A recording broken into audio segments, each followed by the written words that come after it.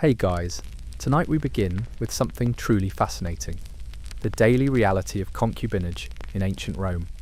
We're talking about slavery, submission, and servitude wrapped in silk and perfume. Forget whatever romantic notions Hollywood has sold you about mysterious, powerful women whispering secrets to emperors. Tonight, we're diving into the actual lived experience of being someone's legal sexual property in the world's most powerful empire. So before you get comfortable, take a moment to like the video and subscribe, but only if you genuinely enjoy what I do here. And let me know in the comments where you're tuning in from and what time it is for you. It's always fascinating to see who's joining us from around the world. Now dim the lights, maybe turn on a fan for that soft background hum, and let's ease into tonight's journey together. You wake up in pre-dawn darkness, and immediately your stomach clenches with a familiar anxiety. Not hunger, though that's always there too, but the knowledge that today, like every day, your body belongs entirely to someone else. The wooden sleeping platform beneath you is hard, covered only by a thin woolen blanket that scratches against your skin. There are no Egyptian cotton sheets here, no memory foam, no pillows, just rough wood and the constant reminder that comfort isn't meant for you. The air in your small chamber is thick with the scent of olive oil from the lamps that burn through the night, mixed with something less pleasant, the smell of too many bodies living in too close quarters. Your fellow slaves are already stirring around you. Some are field workers who will spend their day bent over in the scorching sun. Others are house slaves who will clean and cook and serve. But you're something different. Something that exists in the strange grey area between slave and possession, between person and object. You're a concubina, literally meaning she who lies with. The Latin is clinical, almost medical in its precision. No romantic flourishes, no poetic metaphors, just a stark description of your primary function. You lie with your master when he desires it, which could be never, or nightly, or multiple times per day. You have absolutely no say in the matter. The morning routine begins with water, if you're lucky.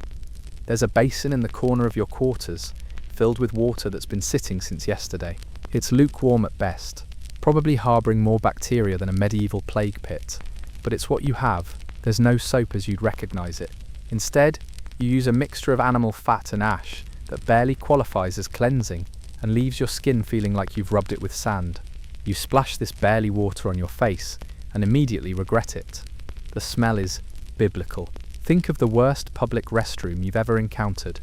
Multiply it by the entirety of ancient Rome's questionable hygiene practices, and you're getting close. There's no toothbrush, no toothpaste, no mouthwash, no floss. If you're extraordinarily fortunate, you might have access to some mint leaves to chew, but more likely, you'll spend your day with breath that could knock a gladiator unconscious.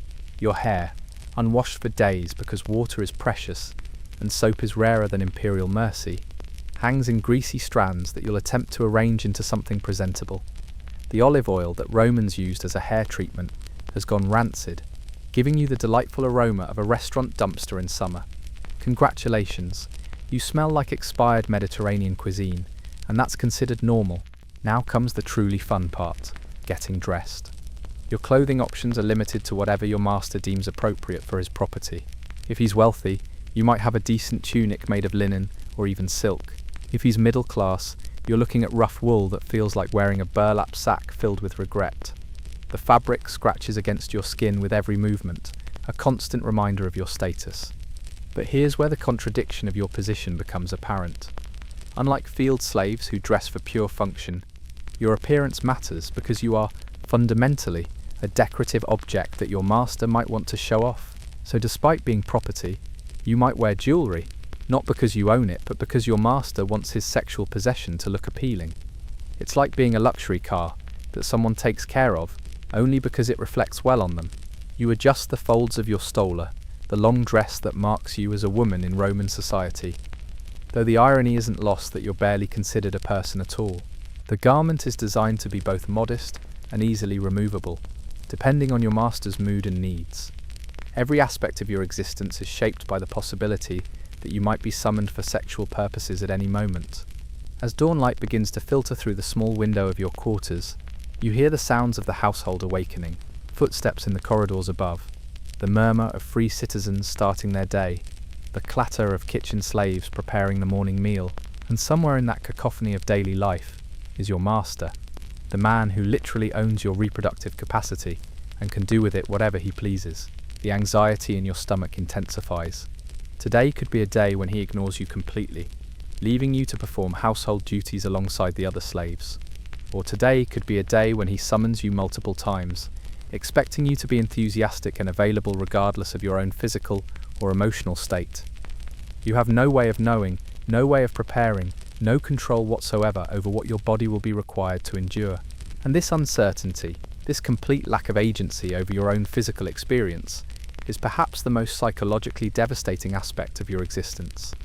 Even condemned criminals knew when their execution was scheduled. You live in a state of perpetual not knowing, perpetual readiness to be used. The morning light grows stronger, and you know that soon a higher-ranking slave will come to fetch you for the day's duties. Your heart rate increases as you hear footsteps approaching your quarters. Is this summons for kitchen work, or for something else entirely? In ancient Rome, the difference between washing dishes and sexual service was just another workday assignment, and you had no more choice in one than the other. The footsteps stop at your door, and a voice calls your name, not with affection, not with respect, but with the casual authority reserved for summoning livestock. You're needed in the kitchen. Today begins with food preparation rather than sexual service, and the relief you feel is both immediate and pathetic. This is what your life has become: gratitude for being treated like a cook instead of a sex object. You shuffle through the corridor toward the kitchen, your sandals slapping against stone floors that are perpetually damp with whatever the previous day's activities left behind. The sound echoes off the walls, mixing with the growing bustle of a Roman household beginning its day. Slaves scurry past you, carrying water jugs, linens, and various implements of daily survival. None of them make eye contact. In a world where everyone is somebody's property, solidarity is a luxury none of you can afford. The kitchen is already a chaos of activity when you arrive. The cooking fire has been burning since before dawn, filling the room with smoke that makes your eyes water and your throat burn. There's no chimney, as you'd recognize it, just a hole in the roof that allows some of the smoke to escape while keeping most of it trapped at exactly the level where human beings need to breathe. It's like working inside a barbecue pit, designed by someone who hates human comfort. Your first task is grinding grain for the day's bread. This involves taking barley and wheat, assuming your master can afford wheat, which is by no means guaranteed, and crushing it between two stones. The larger stone sits on the ground, the smaller one you push and pull across its surface with a grinding motion that will, over the course of several hours, turn your shoulders into knots of agony and your hands into raw bleeding messes. But here's the thing about being a concubine versus a regular kitchen slave. Your hands matter. If your master decides he wants to touch you today, he doesn't want to feel hands that are completely destroyed by manual labour. So you get to use a cloth to protect your palms, a small privilege that the other slaves regard with the kind of resentment usually reserved for tax collectors and plague rats. The grain grinding produces flour that's, well, calling it flour is generous. It's more like coarse powder mixed with small rocks, bits of chaff, and whatever insects happen to be living in the grain storage. Modern flour is processed and refined to remove impurities. Roman flour was processed by exhausted slaves who were trying not to die of overwork, so quality control was somewhat relaxed. As you grind, the kitchen fills with the sounds and smells of breakfast preparation. Other slaves are mixing wine with water, because drinking straight water in ancient Rome was essentially Russian roulette with dysentery, while someone else tends to a pot of pulse, a kind of porridge that will serve as the morning meal for the household slaves. Pulse is exactly as appetizing as it sounds. Think of oatmeal's least successful cousin, a thin grey gruel made from whatever grain was available, boiled with water until it achieves the consistency of library paste. Sometimes, if the gods are smiling and your master is feeling particularly generous, there might be a bit of olive oil mixed in. This is considered a delicacy. Your modern breakfast of coffee, eggs, toast, and fresh fruit would be so incomprehensibly luxurious to a Roman slave that they would assume you were describing a feast for the gods. But you won't be eating pulse this morning. As a concubine, your dietary needs are slightly different from those of general labour slaves. Not because anyone cares about your well-being, but because your master wants his sexual property to maintain a certain appearance. You can't look like you're starving, though you often are, because that reflects poorly on his status, so you get slightly better food, a privilege that comes with its own special form of misery. Your breakfast consists of bread, actual bread, not just pulse, along with some olive oil for dipping, and possibly a few olives or a small piece of cheese. This meal would be considered barely adequate for a medieval peasant, but for a Roman slave, it's practically a banquet. The bread is dense and coarse, filled with enough grit to remind you that dentistry hasn't been invented yet, and your teeth are slowly being ground down to nubs with every bite. The olive oil has a flavour that can only be described as aggressively Mediterranean, so strong and acidic that it makes your nose wrinkle and your tongue recoil. But it's fat, and fat means calories, and calories mean survival, so you consume it with the same enthusiasm you'd reserve for medicine, which functionally it is. As you eat this breakfast that would make a modern prison meal look gourmet, you're acutely aware of the other slaves watching you. Your slightly better food is a constant reminder to everyone in the kitchen that you occupy a different category of ownership. You're not quite human, but you're more valuable than regular property, and this creates a social dynamic that's as uncomfortable as it is inescapable. The kitchen hierarchy is brutal in its precision. Regular slaves hate you because you get better treatment. Free servants resent you because your sexual availability to the master gives you a form of influence they'll never have. And you hate yourself because you're grateful for advantages that come from being considered an attractive sexual object rather than just another pair of hands for manual labor.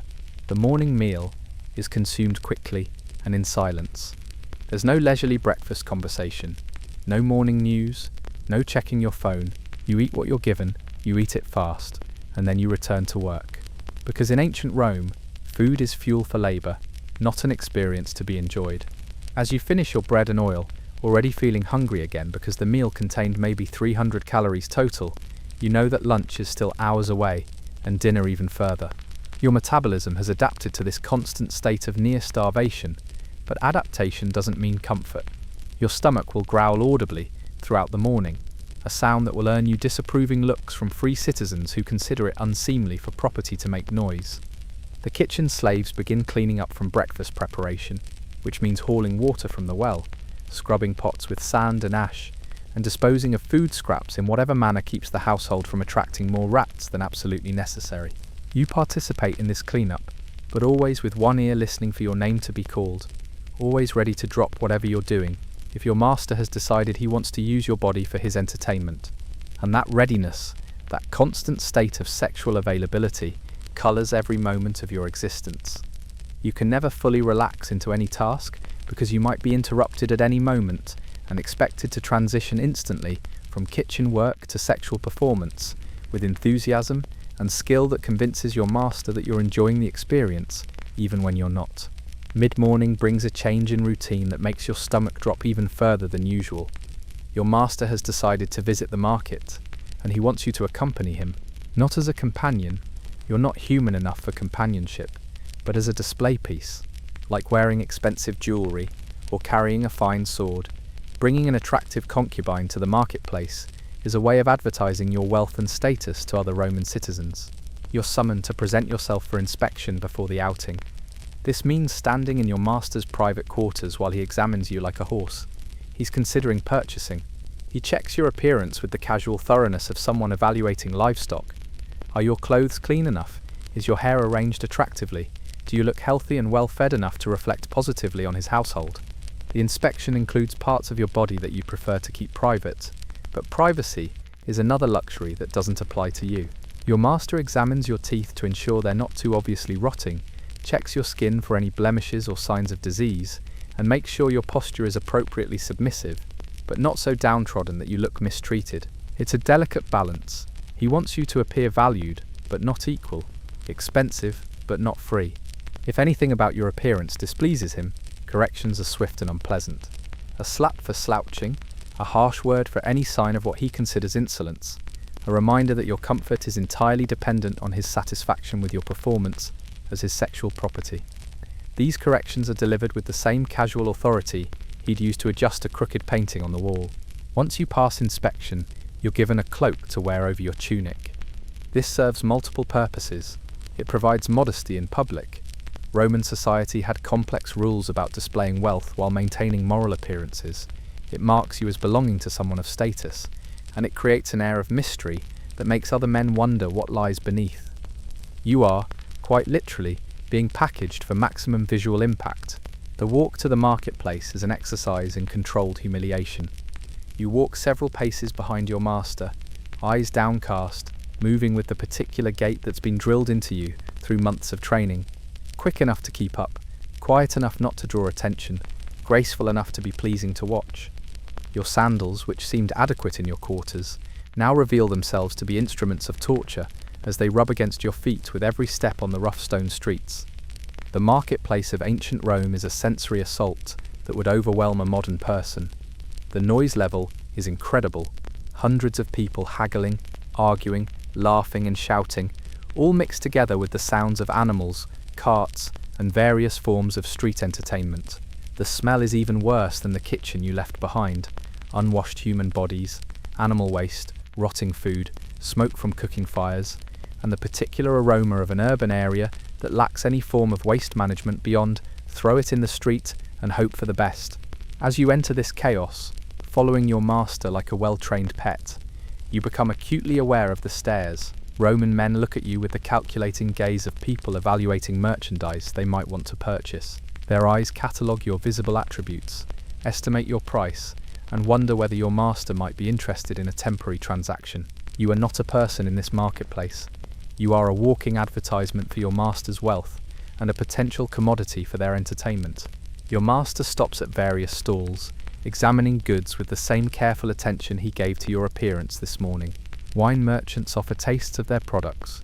Cloth sellers display fabrics imported from the far reaches of the empire, and food vendors hawk everything from fresh bread to exotic spices. While he conducts his business, you stand silently behind him, a living accessory that demonstrates his prosperity. The conversations around you reveal the casual brutality of Roman attitudes toward people like you. Merchants discuss the relative merits of different slaves they've recently acquired, comparing sexual services with the same detachment they'd use to evaluate farm animals. Free citizens debate the proper training methods for concubines, sharing tips on maintaining obedience and ensuring enthusiastic performance. These conversations happen around you as if you're deaf, or perhaps because your reaction to hearing yourself discussed like livestock doesn't matter to anyone. Occasionally, another wealthy Roman will approach your master to compliment him on your appearance. These compliments are delivered in your presence, but never to you directly. Beautiful specimen, they might say, or excellent choice, as if you're a particularly fine horse or a well-crafted vase. Your master accepts these compliments with the pride of someone who's made a good investment, sometimes even discussing your various attributes and skills as if you weren't standing right there. The most unsettling moments come when potential customers make offers. Not to purchase you permanently, your master has no intention of selling, but to rent your services for an evening or a week. These negotiations happen with you present, but ignored. Two men discussing the terms of use for a piece of equipment. Prices are quoted, conditions are outlined, and your preferences are never once considered because they're completely irrelevant to the transaction. Some of these offers are accepted. Standing in the marketplace, listening to your master arrange for you to be sexually available to a stranger tomorrow night, you feel a particular kind of helplessness that has no modern equivalent. It's like discovering that your body has been enrolled in activities without your consent, except this isn't a bureaucratic error, it's the fundamental nature of your existence. The marketplace also contains other concubines, accompanying their own masters, or being displayed for potential rental.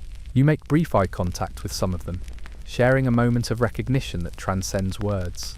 They understand what you're experiencing, because they're experiencing it too. But these moments of connection are fleeting and dangerous. Slaves who appear to be forming alliances are often punished as a preventive measure. As the morning progresses, your feet begin to bleed inside your sandals from standing on stone surfaces designed by people who never had to stand on them for hours. Your back aches from maintaining the submissive posture that's expected of you. Your throat is dry because slaves don't drink from public fountains unless given explicit permission. And through it all, you maintain the pleasant, available expression that your master expects, because failing to look appropriately eager for whatever might be required of you later will result in consequences you'd prefer to avoid. The sun climbs higher, and the marketplace becomes even more crowded and chaotic. More people means more stares, more comments about your appearance, more casual discussions of your sexual availability. By the time your master decides he's completed his business for the morning, you feel like you've been on display in a shop window for hours, examined and evaluated by hundreds of potential customers. But the day is far from over. As you follow your master back through the streets toward his house, you carry with you the knowledge of exactly how the free citizens of Rome view people like you.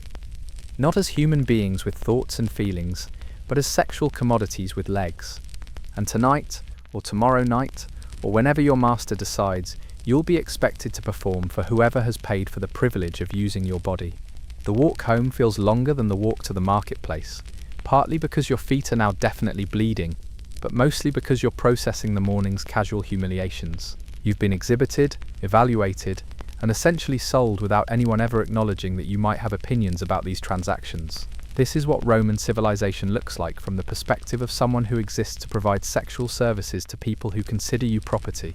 You return to the house with your master, and the first thing you notice is the change in atmosphere. The morning's marketplace expedition was public theatre, a performance of wealth and status for the benefit of Roman society. But now you're back in private space, and private space means your master can do whatever he wants with his property without worrying about public perception. He dismisses you to the kitchen to help with lunch preparation, and you feel a familiar mixture of relief and dread.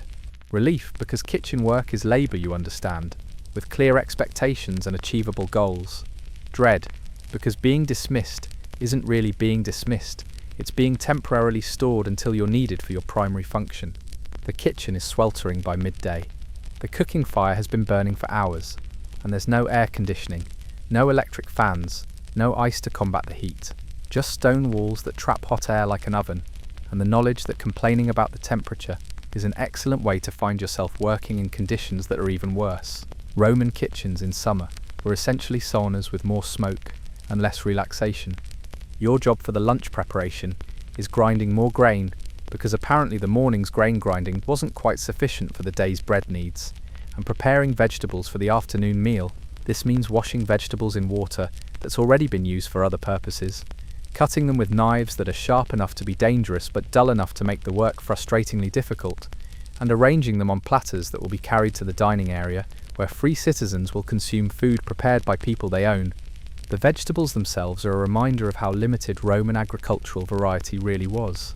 No tomatoes, those won't reach Europe for another 1,000 years. No potatoes, no corn, no peppers, no chocolate, no coffee. Your modern grocery store contains more variety in a single aisle than most Romans saw in their entire lives.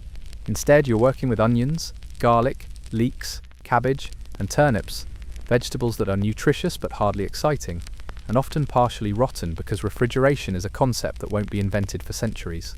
As you work, the kitchen fills with the conversations of other slaves. They discuss their duties, their master's moods, and the various small disasters that make up daily life in a Roman household. Someone's cooking pot has cracked and will need repair. Someone else's master was particularly harsh this morning and is expected to be worse this afternoon. A third slave reports that one of the field workers collapsed yesterday and hasn't been seen since, whether from exhaustion, illness, or simply walking away into whatever freedom might be possible. But you notice that the conversations quiet somewhat when they include you. Your status as a concubine creates a social barrier, even among slaves. You're neither fully part of their world nor separate from it. They resent your better food and clothing while simultaneously pitying your sexual obligations. It's a complicated dynamic that leaves you isolated even among people who share your fundamental lack of freedom. The lunch being prepared is simple but adequate. Bread, olive oil, wine mixed with water, some vegetables, and possibly a small amount of cheese or preserved meat, if your master is feeling generous or expecting guests. Roman meals were structured differently than modern ones. Breakfast was minimal, lunch was light, and dinner was the main event. This meant that you'd spend most of your day functioning on minimal calories while performing physical labour that would exhaust a well-fed person. As you arrange vegetables on serving platters, you hear your name being called from somewhere in the house. Not by your master, that would be too direct, but by one of the senior house slaves who handles communication between the master and his property. Your stomach immediately clenches with the familiar anxiety. Being summoned in the middle of food preparation can only mean one thing. You quickly wash your hands in the basin of questionable water, smooth your hair as best you can, and make your way through the house toward your master's private quarters. Each step feels heavier than the last because you know what's waiting for you. The Roman afternoon rest period, the time when wealthy citizens retreat to their private quarters to escape the heat and possibly enjoy some entertainment. Your master is reclining on his couch when you arrive, and his expression tells you everything you need to know about why you've been summoned. He's not interested in conversation or companionship. He wants sexual services, and he wants them now, in the middle of the day, because he owns you and can have them whenever he desires them. There's no romance here, no seduction, no consideration for your readiness or willingness. You are expected to be immediately available and enthusiastic, regardless of what you were doing 5 minutes ago or how you're feeling right now.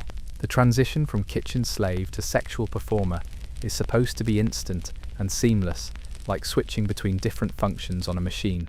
The sexual encounter that follows is mechanical and brief. Your master takes his pleasure with the same casual efficiency he'd use to drink a cup of wine or eat a piece of fruit.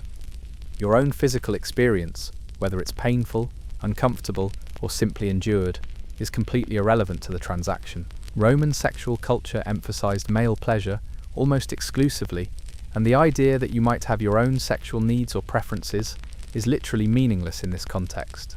When it's finished, you're dismissed just as casually as you were summoned. No aftercare, no conversation, no acknowledgement that anything significant has just occurred.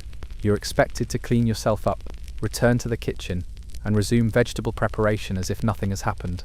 The psychological whiplash of this transition is something modern people might struggle to understand.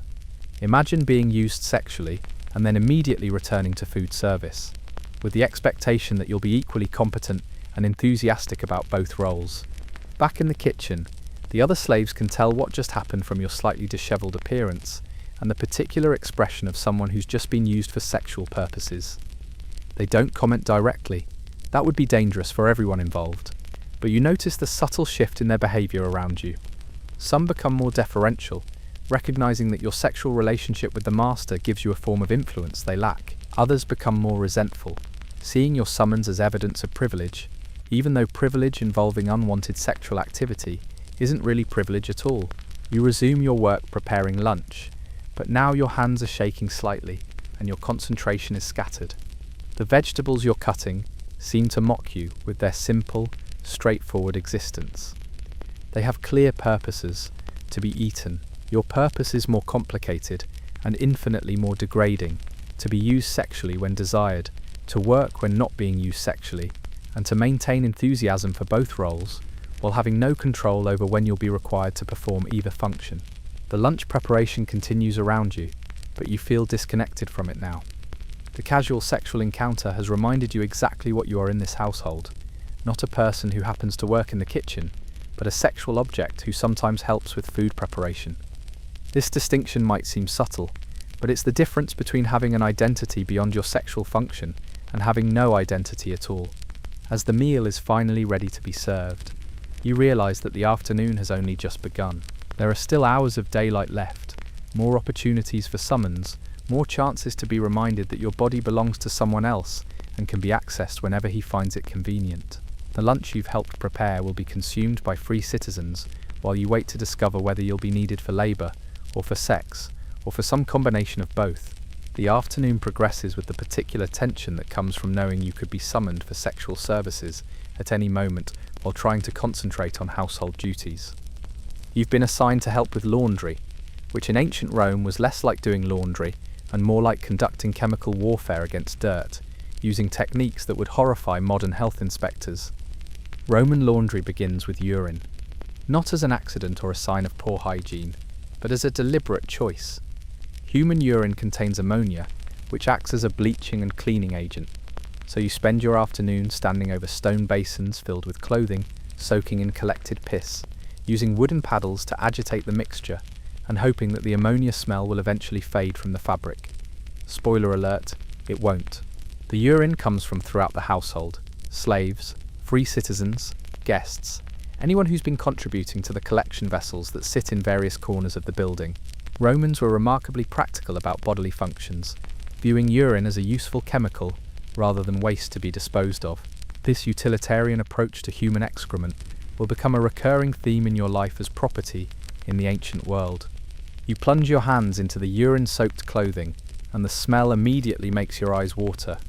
It's not just the ammonia, though that's certainly overwhelming, but the particular aroma of fabric that's been soaking in human waste for hours.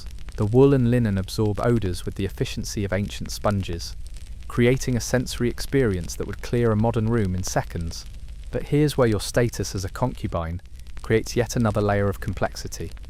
While other slaves can simply focus on getting the laundry clean, you have to consider how the chemicals will affect your skin and appearance. If your master decides he wants sexual services tonight, he won't be pleased if your hands are cracked and bleeding from laundry chemicals, or if you smell like a Roman urinal, so you get to use cloth wrappings to protect your hands. Another small privilege that comes with being sexual property.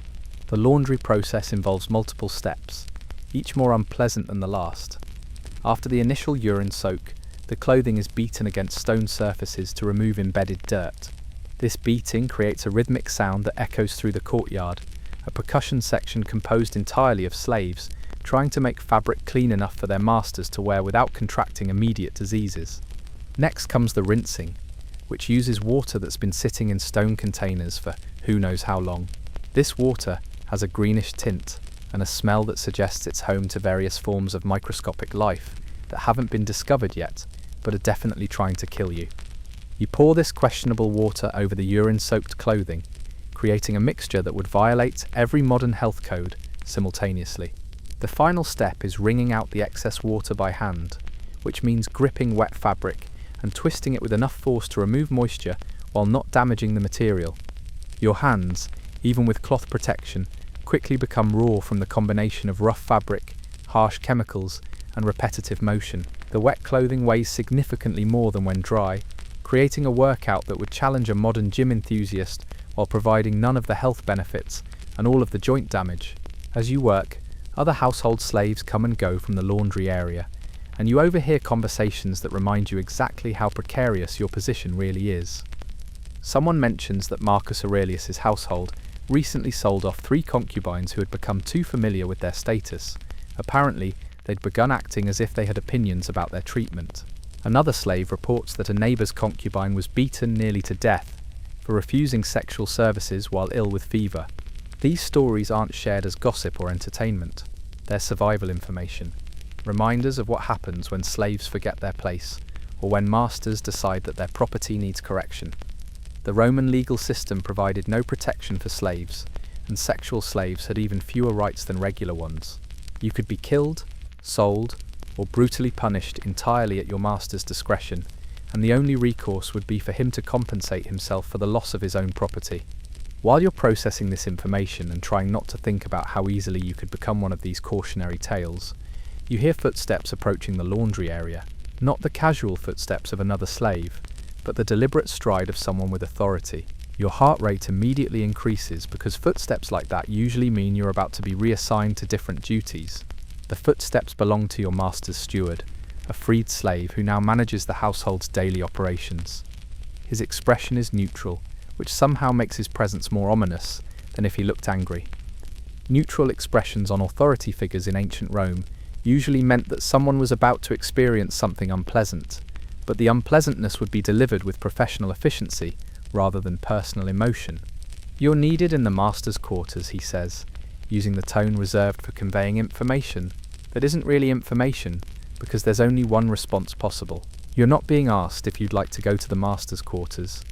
You're being informed that your body is required elsewhere, and your preferences about this requirement are as relevant as a sheep's opinion about becoming dinner.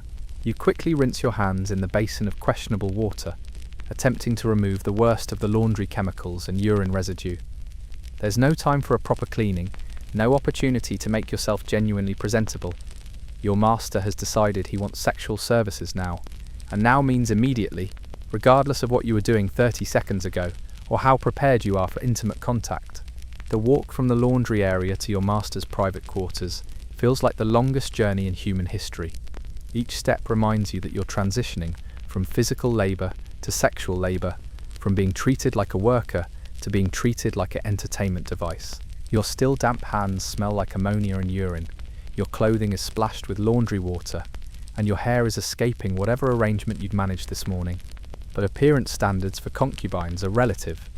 Your master doesn't expect you to look like you've just emerged from a modern spa. He expects you to look available and willing, regardless of what you were doing 5 minutes ago. The Roman ideal of sexual service emphasized readiness and enthusiasm over perfect grooming, which was convenient for masters, but exhausting for concubines who had to maintain sexual availability while performing all the other duties required of household slaves. As you approach your master's quarters, you can hear voices inside. He's not alone. This could mean you're about to provide sexual services for multiple men, or it could mean you'll be displayed as entertainment while they conduct business, or it could mean something else entirely. The uncertainty is almost worse than knowing exactly what horrible thing is about to happen, because your imagination fills in the gaps with every possible form of degradation. You pause outside the door, taking a deep breath that fills your lungs with the scent of your own unwashed body, mixed with laundry chemicals and the general aroma of a Roman household that lacks modern sanitation. The voices inside become clearer. Your master is entertaining a guest, and from the tone of their conversation, this is business rather than pleasure, which means you're about to become part of a business transaction. You knock on the door frame. Slaves don't simply enter private quarters uninvited, even when summoned, and wait for permission to approach. The conversation inside pauses, and your master calls for you to enter. You step into the room with the particular gait that's been trained into you. Quick enough to show eagerness, slow enough to display proper deference, graceful enough to be visually pleasing. Your master is reclining on his couch, and his guest, a middle-aged Roman citizen you don't recognize, is seated in a chair that's positioned to give him an excellent view of the door where you've just appeared. The setup immediately tells you what's happening. You're being displayed for potential purchase or rental, like a merchant showing merchandise to a prospective customer. "Ah, here she is," your master says with the pride of someone presenting a particularly fine wine or a well-trained horse. As you can see, she's in excellent condition, well-fed, healthy, and properly trained in all the expected services. The guest examines you with the calculating gaze of someone evaluating livestock. His eyes catalogue your visible attributes, estimate your age and breeding potential, and assess your general condition as sexual property. You stand perfectly still during this examination, because movement without permission would be considered inappropriate behavior that could result in immediate punishment. "Very nice," the guest says, nodding approval. "May I inspect her more closely?" And just like that, you're reduced to an object under consideration for purchase. Your master gestures for you to approach the guest, and you comply because compliance is the only option available to you. The guest stands and begins a physical examination that would be completely illegal in any modern context, but was routine business practice in ancient Rome. He checks your teeth like you're a horse, examines your skin for signs of disease or scarring, and tests your muscle tone to ensure you're strong enough for household labor, in addition to sexual services. His hands move over your body with the clinical detachment of someone evaluating merchandise, checking for any defects that might affect your value or performance. "Excellent muscle tone," he observes to your master. "Good teeth, clear skin. Has she borne children?" "Not yet," your master replies, "but she's certainly capable. Prime breeding age, and I can provide documentation of her lineage if you're interested in that aspect." They're discussing your reproductive capacity as if you're a broodmare, which in many ways you are. Roman concubines were often expected to produce children for their masters, and your fertility was considered part of your value as property. The fact that you haven't yet been forced to bear children is presented as a selling point, your unused breeding stock with all your reproductive potential intact. The guest continues his examination, checking areas of your body that you'd prefer to keep private, but which are considered standard inspection points for sexual slaves. Your master watches this process with the casual interest of someone monitoring a routine business transaction. Neither man acknowledges that you might have feelings about being handled like livestock, because your feelings are irrelevant to the evaluation process. "Well trained?" the guest asks, and your master assures him that you're properly educated in all forms of sexual service expected from a quality concubine. This education, of course, was obtained through methods that would be considered sexual assault in any civilized context, but Roman training for sexual slaves was based on the assumption that your consent was unnecessary. and your pleasure was irrelevant. The negotiation that follows is conducted in your presence but never includes you. Prices are discussed, terms are outlined, and conditions are specified, while you stand silently listening to two men arrange for your body to be used by someone you've never met before. The casual nature of this negotiation is almost more dehumanizing than the physical examination. At least during the inspection you were the focus of attention, even if that attention was unwelcome. Your master agrees to rent your services for a week, starting tomorrow. The price negotiated would be enough to feed a family of 4 for a month, but you'll never see any of it because you're the product being sold, not a participant in the transaction. The guest pays a deposit to ensure you'll be delivered as promised, and arrangements are made for your transportation to his household. As the business concludes, both men seem satisfied with their transaction. Your master has turned his sexual property into profit, and the guest has acquired temporary access to services he desires. You've learned that next week you'll be providing sexual entertainment for a stranger in an unfamiliar house, with no idea what his particular preferences or requirements might be. The guest departs, and you're left alone with your master, who seems pleased with the afternoon's business. He dismisses you back to your household duties with a casual wave, as if the last 30 minutes of being examined and sold like livestock was just another routine administrative task. You're expected to return to laundry duty and resume your work as if nothing significant has just occurred. But something significant has occurred. You've been rented out like a piece of equipment, and tomorrow you'll be transferred to a new location where you'll provide sexual services to a man you've met only as someone who examined your body for defects. This transaction represents the fundamental reality of your existence. You are property that generates income through sexual availability, and your master can monetize your body whenever he finds it profitable to do so. As the sun begins its descent toward the horizon, painting the Roman sky in shades of orange and red that would be beautiful if you had the luxury of appreciating beauty, you find yourself back in the kitchen, helping with dinner preparation. But now every task is colored by the knowledge that tomorrow you'll be transported to a stranger's house to provide sexual services for a week. The uncertainty is almost unbearable. You have no idea what this new master's preferences are, how he treats his temporary property, or what you'll be expected to endure. Dinner preparation in a Roman household is the most elaborate meal production of the day, and as a concubine, you're expected to contribute while maintaining the appearance standards that might be required if your master decides he wants to display you during the evening meal. This means working with food while trying not to get too dirty, helping with cooking while keeping your hair arranged attractively, and participating in kitchen labor while remaining ready to transition to sexual or decorative duties at a moment's notice.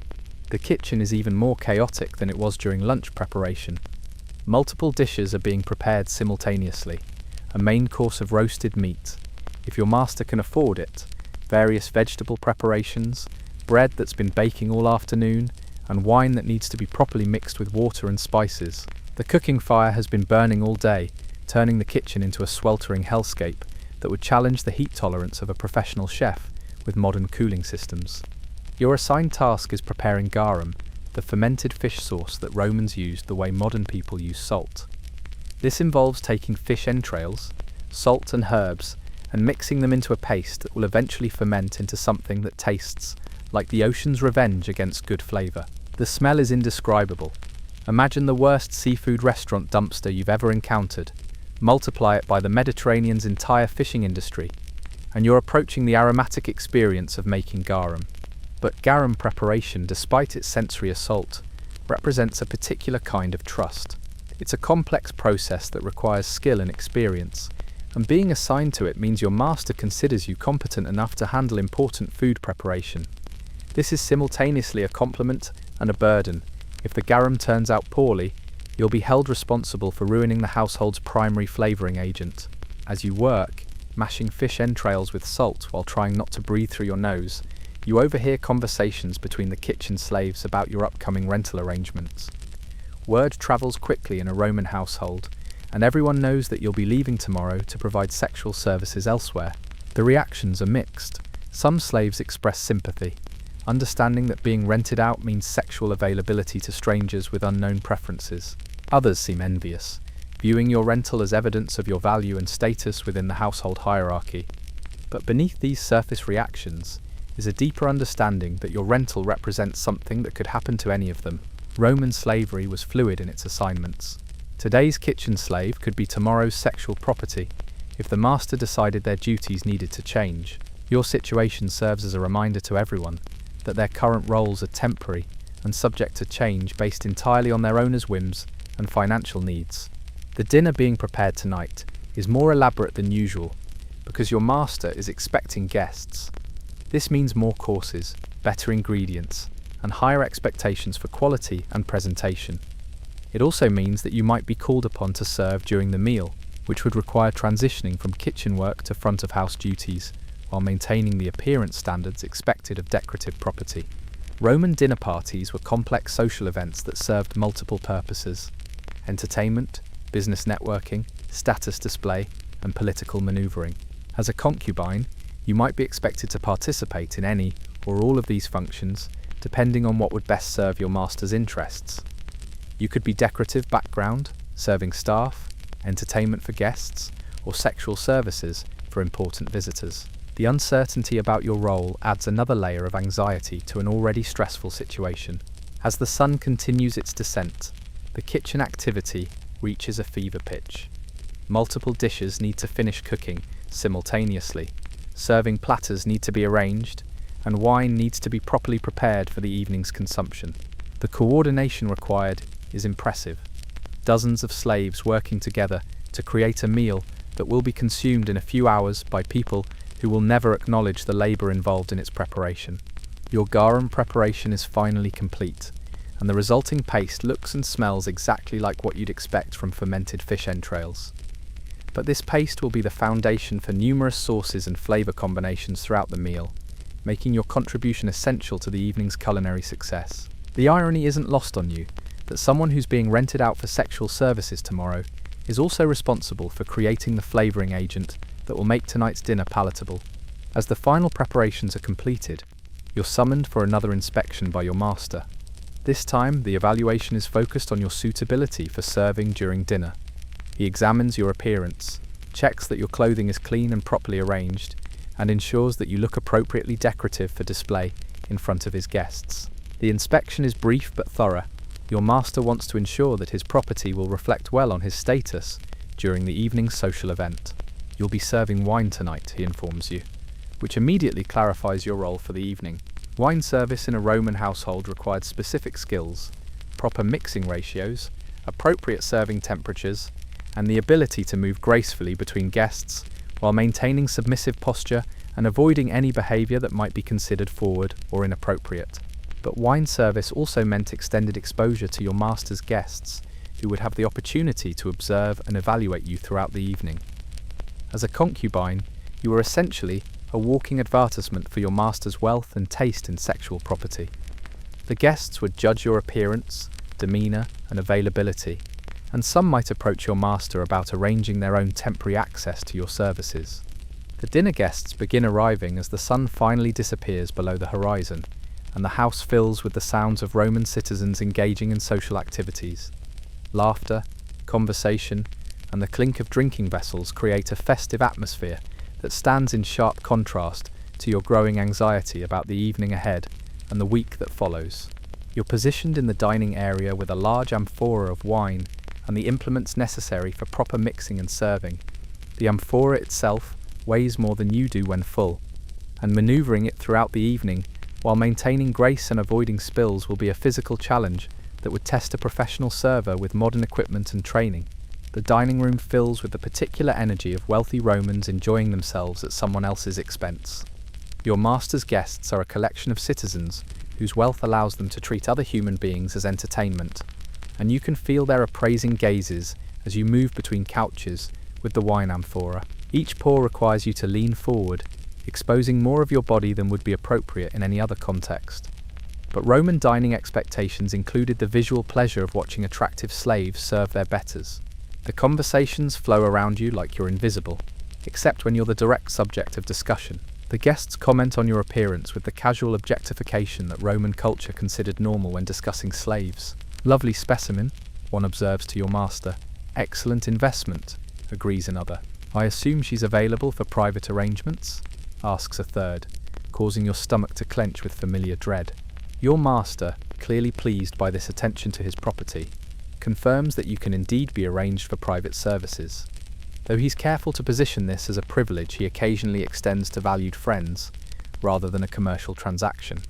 The distinction is purely social.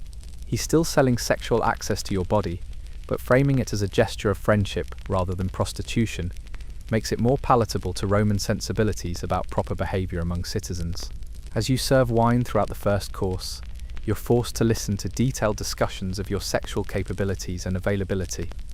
The guests debate your training, speculate about your experience level, and share their own preferences for how concubines should behave during intimate encounters.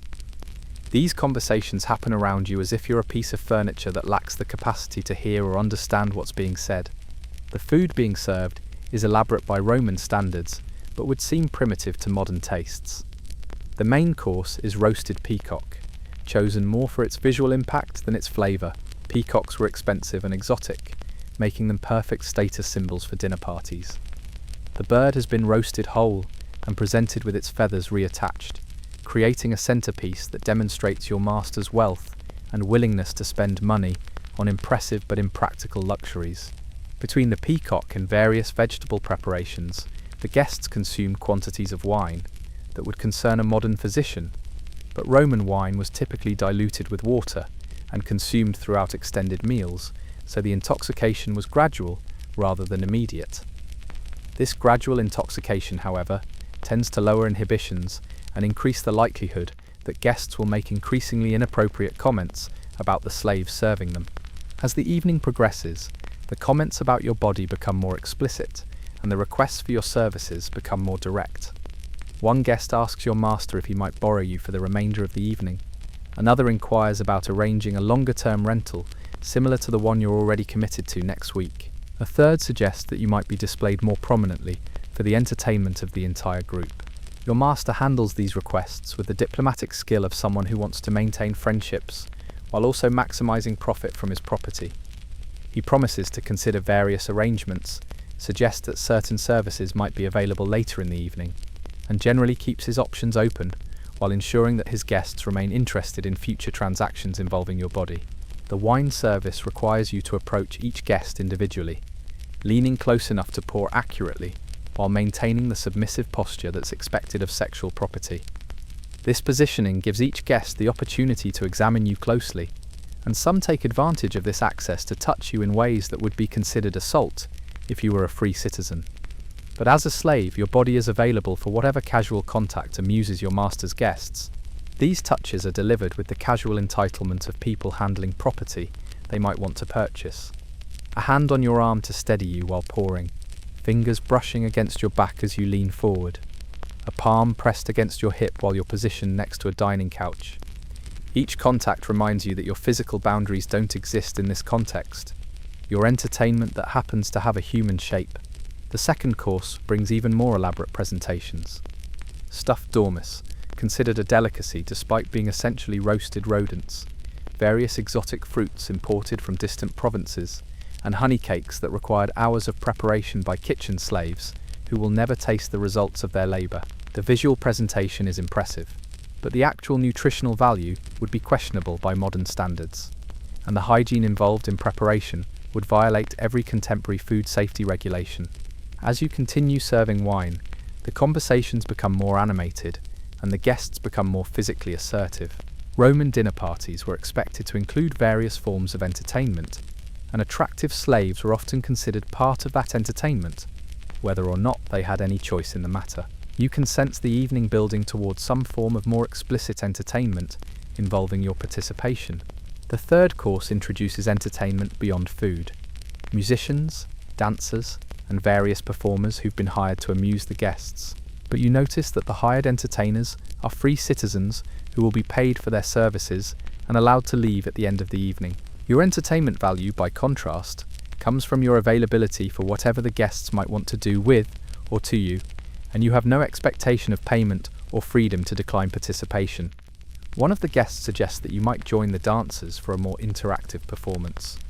This suggestion is delivered as a compliment, praising your grace and beauty, but you understand it as a request for sexual entertainment that will be performed in front of the entire dinner party. Your master considers this suggestion with the calculating expression of someone weighing the social benefits against the potential wear and tear on his property. The evening continues with increasing pressure for you to provide entertainment beyond wine service. The guests become more insistent in their touching, more explicit in their comments, and more direct in their requests for sexual services. Your master navigates these requests carefully, wanting to satisfy his guests without completely exhausting his property or creating expectations that might be difficult to fulfill in future social situations. As the final course is served, various sweets and delicacies designed to conclude the meal on a luxurious note, you realize that the evening's entertainment is about to shift from food and wine to more intimate activities.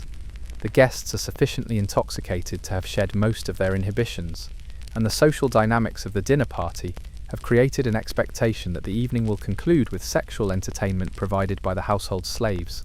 Your heart rate increases as you serve the final round of wine, knowing that your role is about to change from server to sexual performer. The casual conversations about your body throughout the evening have been building toward this moment, and you can see the anticipation in the guests' faces as they prepare to transition from talking about using you to actually doing so. The dinner dishes are cleared away by other slaves, leaving you as the primary focus of attention in a room full of intoxicated Roman citizens who view you as evening entertainment.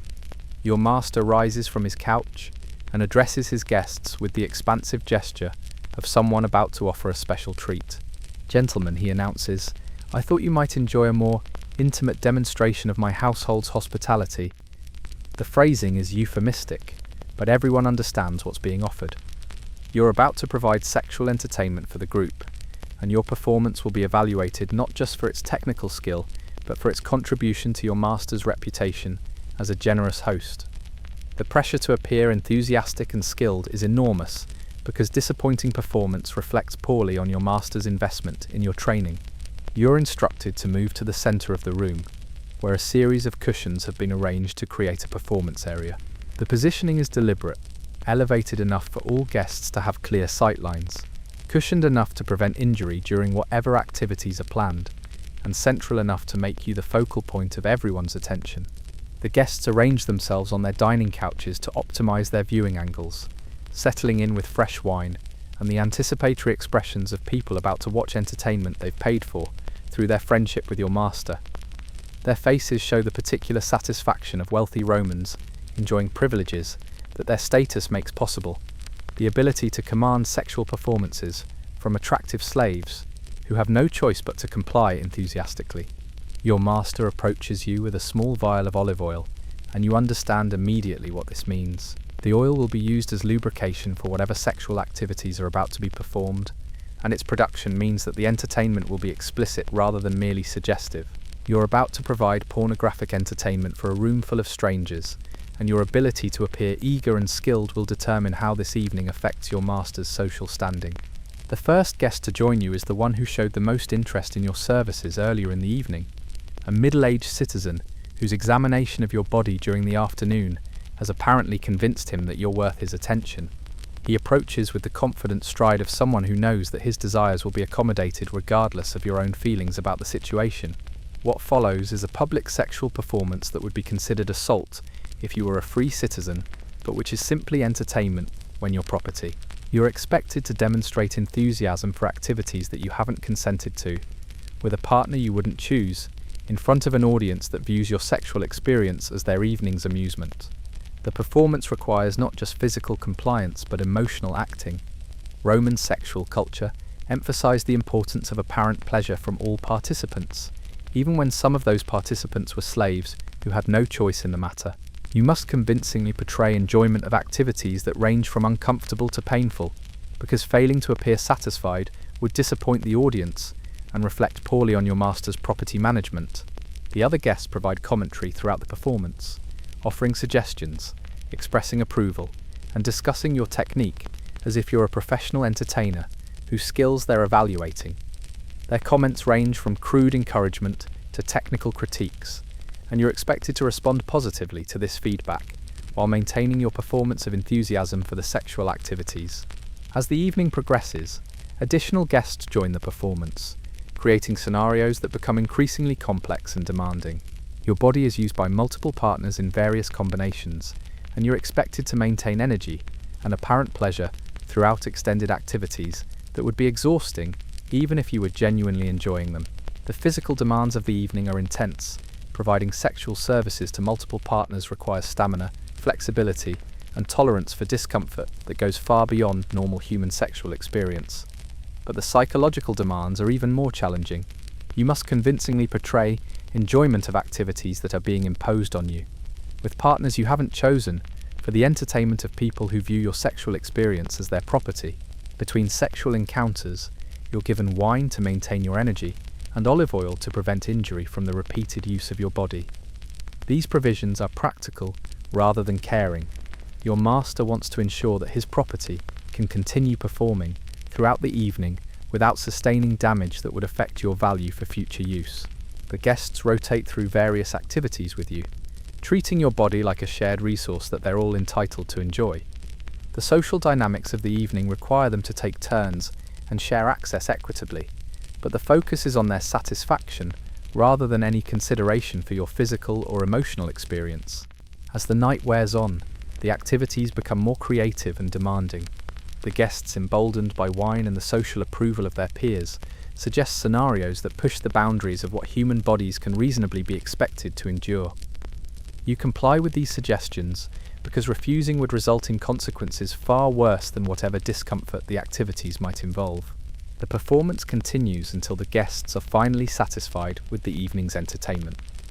This satisfaction comes not just from their own sexual experiences, but from the social bonding that comes from sharing access to expensive property.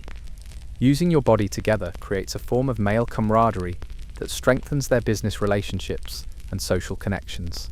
When the sexual entertainment finally concludes, you're dismissed to clean yourself and return to your quarters. There's no aftercare, no concern for your physical condition, no acknowledgement that you've just provided hours of sexual services to multiple partners. You're expected to recover on your own time and be ready for whatever duties tomorrow might require. The guests depart with expressions of satisfaction and gratitude toward your master for providing such excellent entertainment. Several make arrangements for future access to your services, and at least one expresses interest in purchasing you permanently if your master ever decides to sell.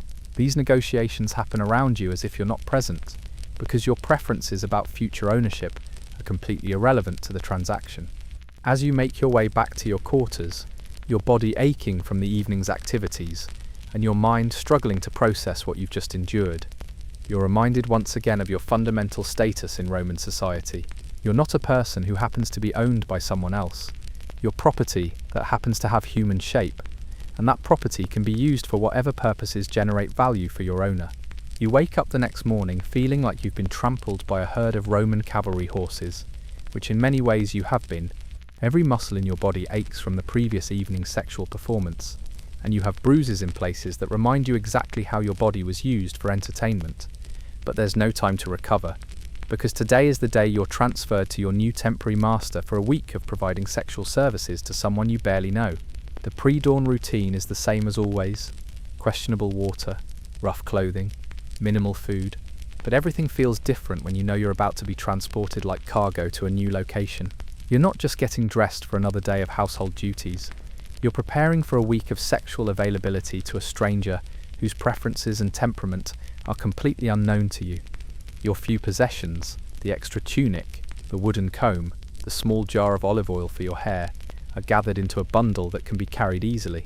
Roman slaves didn't accumulate belongings the way modern people do, partly because ownership of property by property was a philosophical contradiction, and partly because slaves who appeared too attached to material goods were often suspected of planning escape attempts. As you prepare for departure, the other household slaves treat you with the mixture of sympathy and relief that comes from knowing that something unpleasant is happening to someone else instead of them. They understand that being rented out for sexual services means a week of uncertainty and potential abuse, but they're also aware that your rental generates income that helps support the entire household's operations.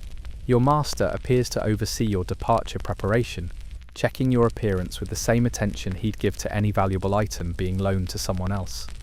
He wants to ensure that his property will reflect well on his household during your week of service elsewhere, and any deficiencies in your presentation would be corrected immediately and unpleasantly. Remember, he tells you, you represent my household during your service. Any complaints about your attitude or performance will be addressed when you return. This is simultaneously a threat and an instruction. You're expected to provide excellent sexual services while maintaining the submissive demeanor that reflects well on your training and his property management skills. A cart arrives to transport you to your new temporary location, driven by a slave from your destination household. The cart is designed for cargo rather than passengers, with wooden sides and a floor covered in straw that smells like it's been used to transport livestock. You climb into this conveyance with the knowledge that you're being delivered like a package to someone who's paid for temporary access to your body. The journey through Rome's streets provides a different perspective on the city than your previous marketplace expedition. Now you're not walking behind your master as a display of his wealth, your cargo being transported for a commercial transaction. The citizens you pass on the street barely notice another slave cart making deliveries, because the transportation of human property was as common in ancient Rome as modern delivery trucks. The streets themselves are an assault on every sense. Roman urban planning prioritized military efficiency over sanitation, creating narrow passages between buildings that trap smells, noise, and crowds in concentrations that would overwhelm modern city dwellers. The combination of unwashed human bodies, animal waste, rotting food, and various industrial activities creates an olfactory experience that makes you grateful for the straw in the cart, even though it smells like farm animals. As the cart bounces over stone streets designed for military vehicles rather than passenger comfort, you have time to contemplate what the next week might bring. Your new temporary master examined you yesterday like livestock, but that examination revealed nothing about his personality, his sexual preferences, or his treatment of slaves. You could be entering a household where concubines are treated relatively well, or you could be facing a week of abuse that will leave you permanently damaged. The uncertainty is almost worse than knowing that something terrible is definitely going to happen. At least with certainty, you could prepare mentally for specific forms of suffering. But uncertainty means that your imagination fills in the gaps with every possible form of sexual degradation, creating anxiety that's more exhausting than the physical discomfort of the cart ride. The buildings you pass become gradually more elaborate as the cart moves toward wealthier sections of the city. Your temporary master is apparently prosperous enough to afford both his own household slaves and the rental of additional sexual services, which suggests that his house will be larger and more luxurious than your current residence. But luxury for the master class doesn't necessarily translate to better conditions for slaves. Sometimes wealthy Romans were more creative in their cruelty, because they had more resources to devote to elaborate forms of entertainment. The cart finally stops in front of a house that's clearly the residence of someone with significant wealth. The building is larger than your master's house, with more elaborate decorations and better maintenance. The entrance is guarded by slaves whose primary function appears to be intimidation rather than hospitality. Large men whose scars and bearing suggest they're more than capable of handling any resistance from temporary property. You're helped down from the cart by the slave who drove it, and immediately you notice the difference in how this household operates. The slave who transported you moves with the efficient precision of someone who's well trained and probably well treated, at least by Roman standards. The guards at the entrance acknowledge your arrival with professional interest rather than casual indifference. This is clearly a household that runs with military efficiency rather than the more relaxed management style of your regular master. The slave who drove your cart escorts you through the entrance and into the interior of the house, which is decorated with the kind of luxury that only significant wealth can provide. Marble floors, painted walls, elaborate mosaics, and furniture that's been crafted by skilled artisans rather than hastily assembled by household slaves.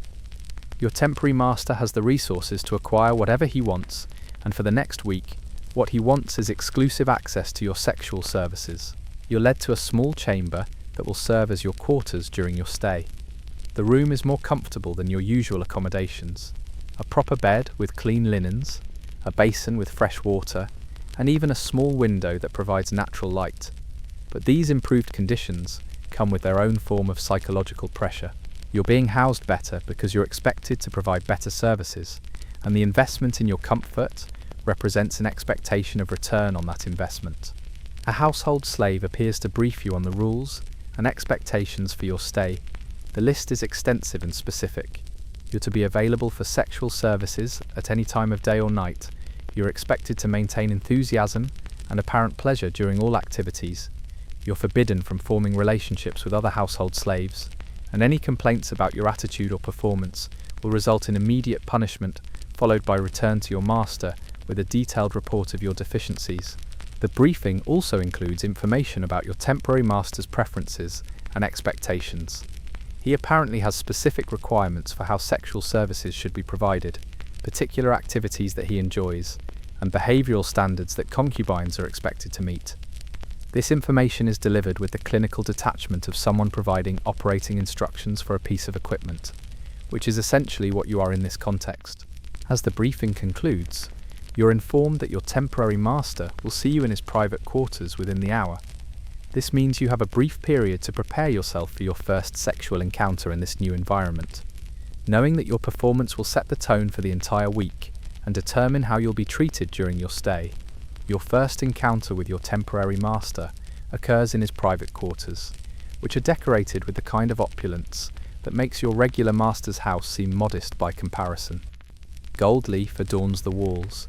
The furniture is made from exotic woods imported from distant provinces, and the bed is large enough to accommodate multiple people engaged in various activities. This is the sleeping chamber of someone who has both significant wealth and specific ideas about how that wealth should be used for personal pleasure. Your temporary master greets you with the casual inspection that you've learned to expect from men who view you as rented property. But his examination is more thorough than most, suggesting either that he's particularly careful about quality control, or that he has specific plans that require detailed knowledge of your physical capabilities. He checks your muscle tone, tests your flexibility, and evaluates your general health with the attention of someone who intends to use equipment intensively.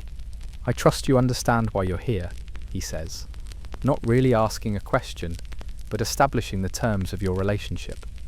"I've paid for exclusive access to your services for a week, and I intend to receive full value for my investment. Your enthusiasm and cooperation will determine whether this arrangement is pleasant for both of us, or merely pleasant for me." The threat is delivered with the casual authority of someone who's accustomed to having his desires accommodated without question. He's not angry or aggressive, just matter-of-fact about the reality that you're his property for the next 7 days and will be used however he sees fit, regardless of your own preferences or comfort level. What follows is your first sexual encounter with this new master, and it immediately becomes clear that his preferences are both specific and demanding.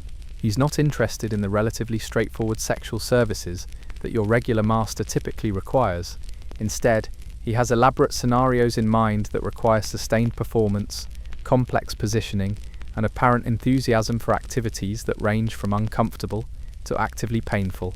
The encounter lasts significantly longer than what you're accustomed to, and requires physical stamina that pushes your endurance to its limits.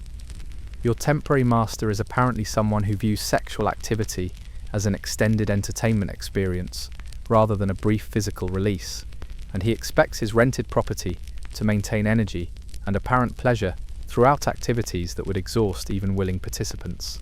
When the encounter finally concludes, you're not dismissed to recover and return to household duties as you would be in your regular situation. Instead, you're informed that you'll be sleeping in your master's chamber for the duration of your stay, available for whatever sexual services he might require during the night. The bed you noticed earlier is indeed intended for multiple occupants, and you're expected to remain sexually available even during what would normally be rest periods. The sleeping arrangement means that your temporary master can access your sexual services whenever he wakes during the night, without the inconvenience of summoning you from other quarters. You become a sexual convenience item stored in his bedroom for easy access, like keeping a cup of water on the nightstand for when you become thirsty. Your sleep will be interrupted whenever he decides he wants sexual entertainment, and you're expected to transition instantly from sleep to enthusiastic sexual performance. The first night sets the pattern for what the rest of the week will be like. You're awakened multiple times for sexual services, and each encounter requires you to appear fully alert and eager despite being exhausted from previous activities. The cumulative effect of interrupted sleep and repeated sexual demands creates a level of fatigue that affects your ability to think clearly. But thinking clearly isn't part of your job description anyway. During the daylight hours, When your temporary master is conducting business or engaging in social activities that don't require your presence, you're assigned to various household duties that keep you busy while maintaining your availability for immediate sexual service if required. These duties include food preparation, cleaning, and maintenance tasks that are designed to be easily interrupted when your primary function is needed. But the household duties in this new environment are different from what you're accustomed to. This master's household operates with a level of efficiency and discipline that borders on military precision. Every task has specific standards and timelines. Every slave has clearly defined responsibilities and performance expectations, and any deviation from established procedures results in immediate correction that's both swift and memorable. The other slaves in the household treat you with the polite distance reserved for temporary property that outranks them in the sexual hierarchy, but isn't permanent enough to establish meaningful relationships with. They understand that you're here to provide sexual services to their master, which gives you temporary status above kitchen slaves and field workers, but your rental arrangement means you'll be gone in a few days and replaced by someone else. This social isolation is perhaps more psychologically difficult than the sexual demands. In your regular household, you at least have established relationships with other slaves, even if those relationships are complicated by your status as a concubine. Here, you're completely alone, surrounded by people who view you as temporary equipment, rather than a person they might develop any connection with. The sexual demands continue throughout each day and night, with your temporary master summoning you for services at irregular intervals that make it impossible to predict when you might have time to rest or recover. Sometimes you're called upon multiple times in a single afternoon. Other times you might go an entire day without being summoned, only to be awakened repeatedly throughout the night for extended sexual encounters. The unpredictability is exhausting in ways that go beyond physical fatigue. Your nervous system remains in a constant state of alertness, waiting for the call that could come at any moment and require you to transition instantly from whatever you're doing to sexual performance. This psychological tension never fully relaxes, creating a form of stress that affects your ability to function even during the periods when you're not actively providing sexual services. By the third day of your rental arrangement, the cumulative effects of sleep deprivation, repeated sexual activity, and psychological stress begin to affect your physical condition in ways that would concern anyone who viewed you as a person rather than property. Your movements become less graceful, your energy levels drop noticeably, and your ability to maintain the appearance of enthusiasm during sexual encounters requires increasingly more effort. But your temporary master notices these changes only insofar as they affect his entertainment value. When your performance begins to lag, he provides stimulants, wine mixed with various herbs that increase alertness at the cost of long-term health effects. These stimulants allow you to maintain sexual availability despite physical exhaustion, but they also create dependency and side effects that will affect your well-being long after your rental period ends. The middle of the week brings a new challenge. Your temporary master decides to entertain guests, and you're expected to provide sexual services not just for him, but for whoever he chooses to share you with. This expands your sexual obligations to include men you've never met, with preferences you know nothing about, in scenarios that become increasingly complex and demanding. The guest entertainment follows the same pattern as the dinner party at your regular master's house, but with important differences. Your temporary master has rented exclusive access to your services, which means he can loan you to his guests without needing to consider the preferences or business interests of your actual owner. You become a hospitality gift that he can offer to friends and business associates, demonstrating his wealth and generosity at your expense. These guest encounters introduce new forms of sexual activity that push your physical and psychological limits even further. Roman men with temporary access to sexual slaves often treated the experience as an opportunity to explore fantasies and preferences that they wouldn't pursue with their regular household property. Your rental status makes you a sexual experiment rather than a long-term investment, which encourages more extreme and potentially damaging activities. The week progresses with increasing demands and decreasing recovery time. Your temporary master appears to be determined to extract maximum value from his rental investment, which means using your sexual services as frequently and intensively as possible during the time he has access to them. You become less a person providing services and more a sexual resource being depleted through intensive use. By the fifth day, your physical condition has deteriorated to to the point where maintaining the appearance of enthusiasm requires acting skills that would challenge professional performers. Your body aches constantly, your energy is sustained only by the stimulants your master provides, and your psychological state has shifted into a form of detached survival mode that allows you to endure experiences without fully processing their emotional impact. But the worst part isn't the physical demands or even the psychological stress, it's the knowledge that this week represents your future. Your rental to this household demonstrates your value as sexual property, which means similar arrangements will be made regularly. You're not enduring a temporary ordeal that will end and return you to familiar routines. You're experiencing what your life will be like whenever your master decides that renting out your sexual services is profitable or socially advantageous. The sixth day brings a conversation between your temporary master and your actual owner, conducted in your presence but not including your input. They're discussing the success of the rental arrangement and the possibility of future transactions. Your performance has apparently been satisfactory because they're negotiating terms for additional rentals and discussing the potential for longer-term arrangements. This negotiation includes detailed discussion of your sexual capabilities, your physical condition, and your suitability for various types of entertainment that might be required by future renters. You listen to two men cataloguing your body's commercial potential while planning how to monetize your sexual availability more efficiently in future transactions. The final night of your rental period is the most demanding yet, as your temporary master attempts to extract every possible moment of sexual entertainment from his remaining time with you. The encounter lasts most of the night and involves activities that would challenge your endurance even if you were well rested and physically healthy. In your current condition, it becomes an exercise in survival rather than service. As dawn breaks on your final day, you're barely conscious and completely exhausted. Your temporary master inspects your condition with the attention of someone evaluating property that will soon be returned to its owner.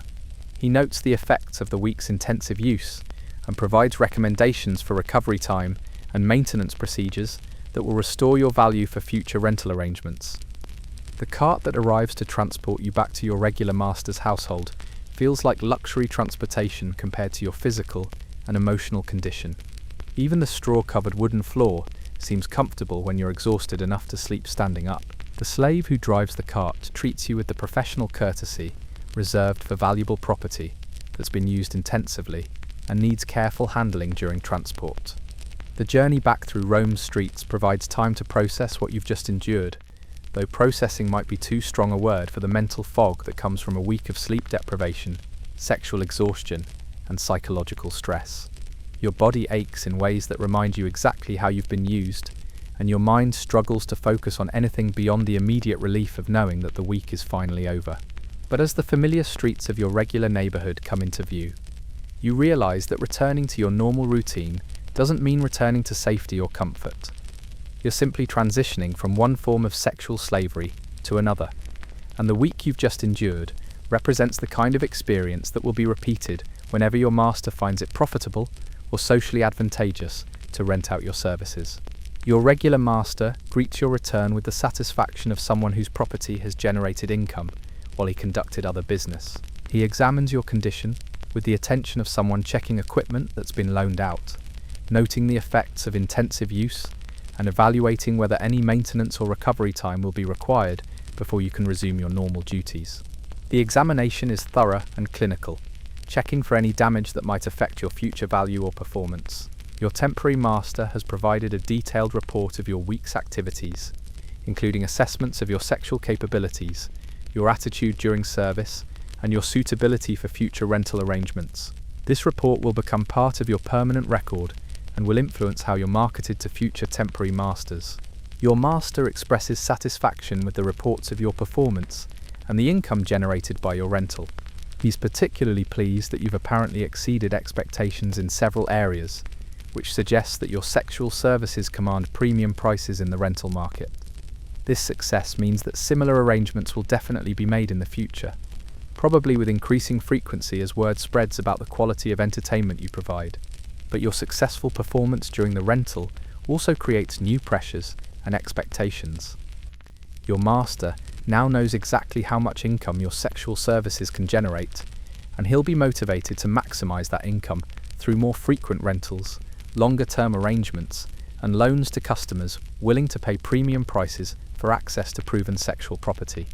You're given a day to recover from your week of intensive sexual service.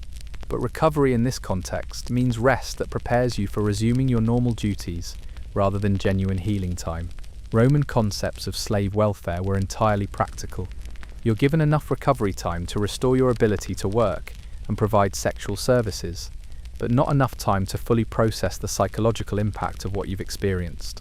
The recovery day is spent in your regular quarters, consuming food that tastes like luxury after a week of eating only what was necessary to maintain your energy for sexual performance.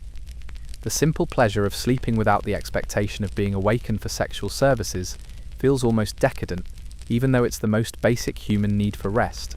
But even during recovery, you're aware that your status in the household has changed as a result of your successful rental. The other slaves treat you with the mixture of respect and resentment reserved for property that's proven particularly valuable to the master. Your demonstrated ability to command high rental prices elevates your position in the sexual hierarchy, while also isolating you from the other household slaves who know they'll never have your commercial value.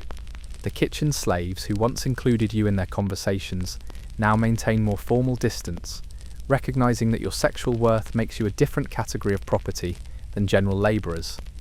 The field slaves who previously shared your status as owned workers now view you as someone whose body generates more income than their manual labor, creating resentment that complicates any possibility of solidarity or friendship.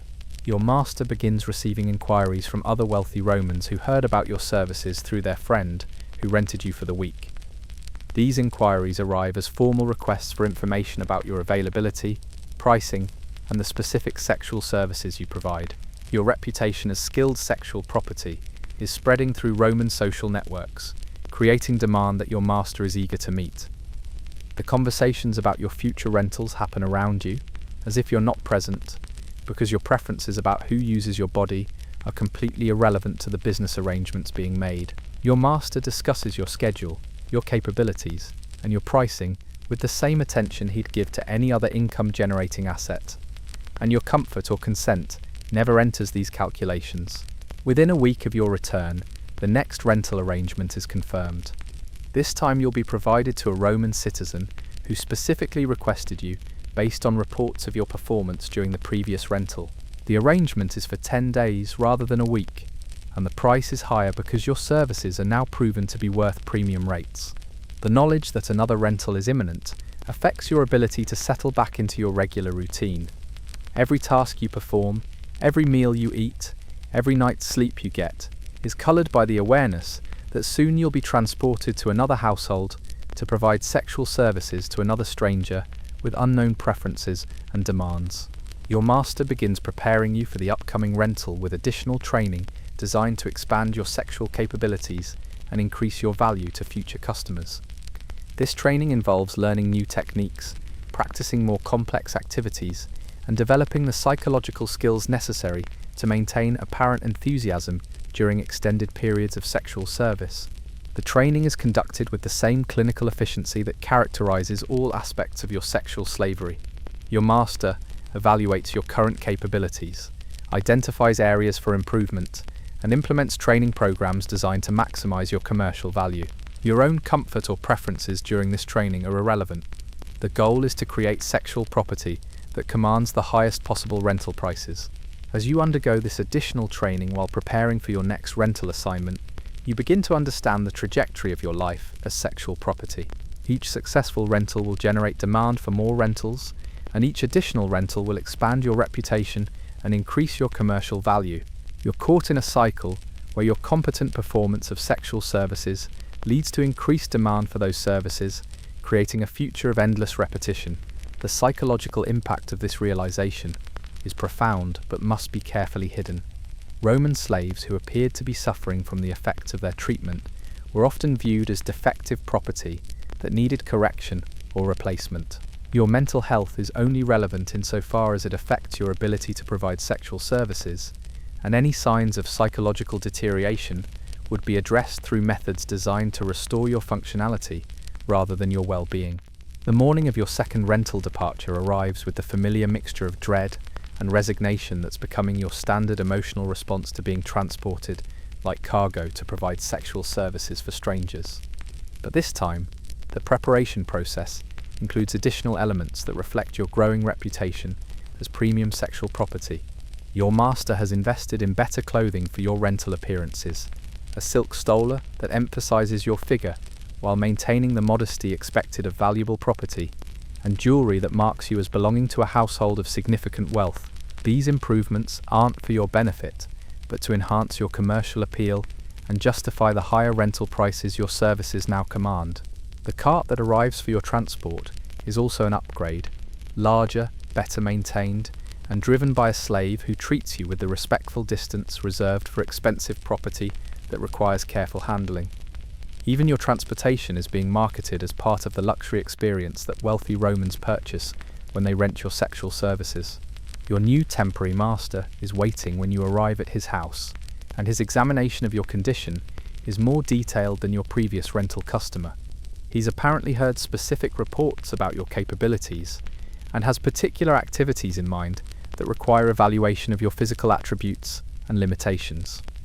The inspection feels like a buyer examining merchandise that's been recommended by trusted sources. "Excellent," he says, after completing his examination. "The reports of your training and enthusiasm appear to be accurate. I have some specific entertainment planned for this evening that will require your full cooperation and skill." The phrasing suggests that tonight's activities will be more elaborate than simple sexual service. You're being prepared for some form of entertainment that involves multiple participants, complex scenarios, or activities that push the boundaries of what human bodies can reasonably be expected to endure. Your demonstrated ability to handle intensive sexual demands has apparently earned you access to more extreme and demanding assignments.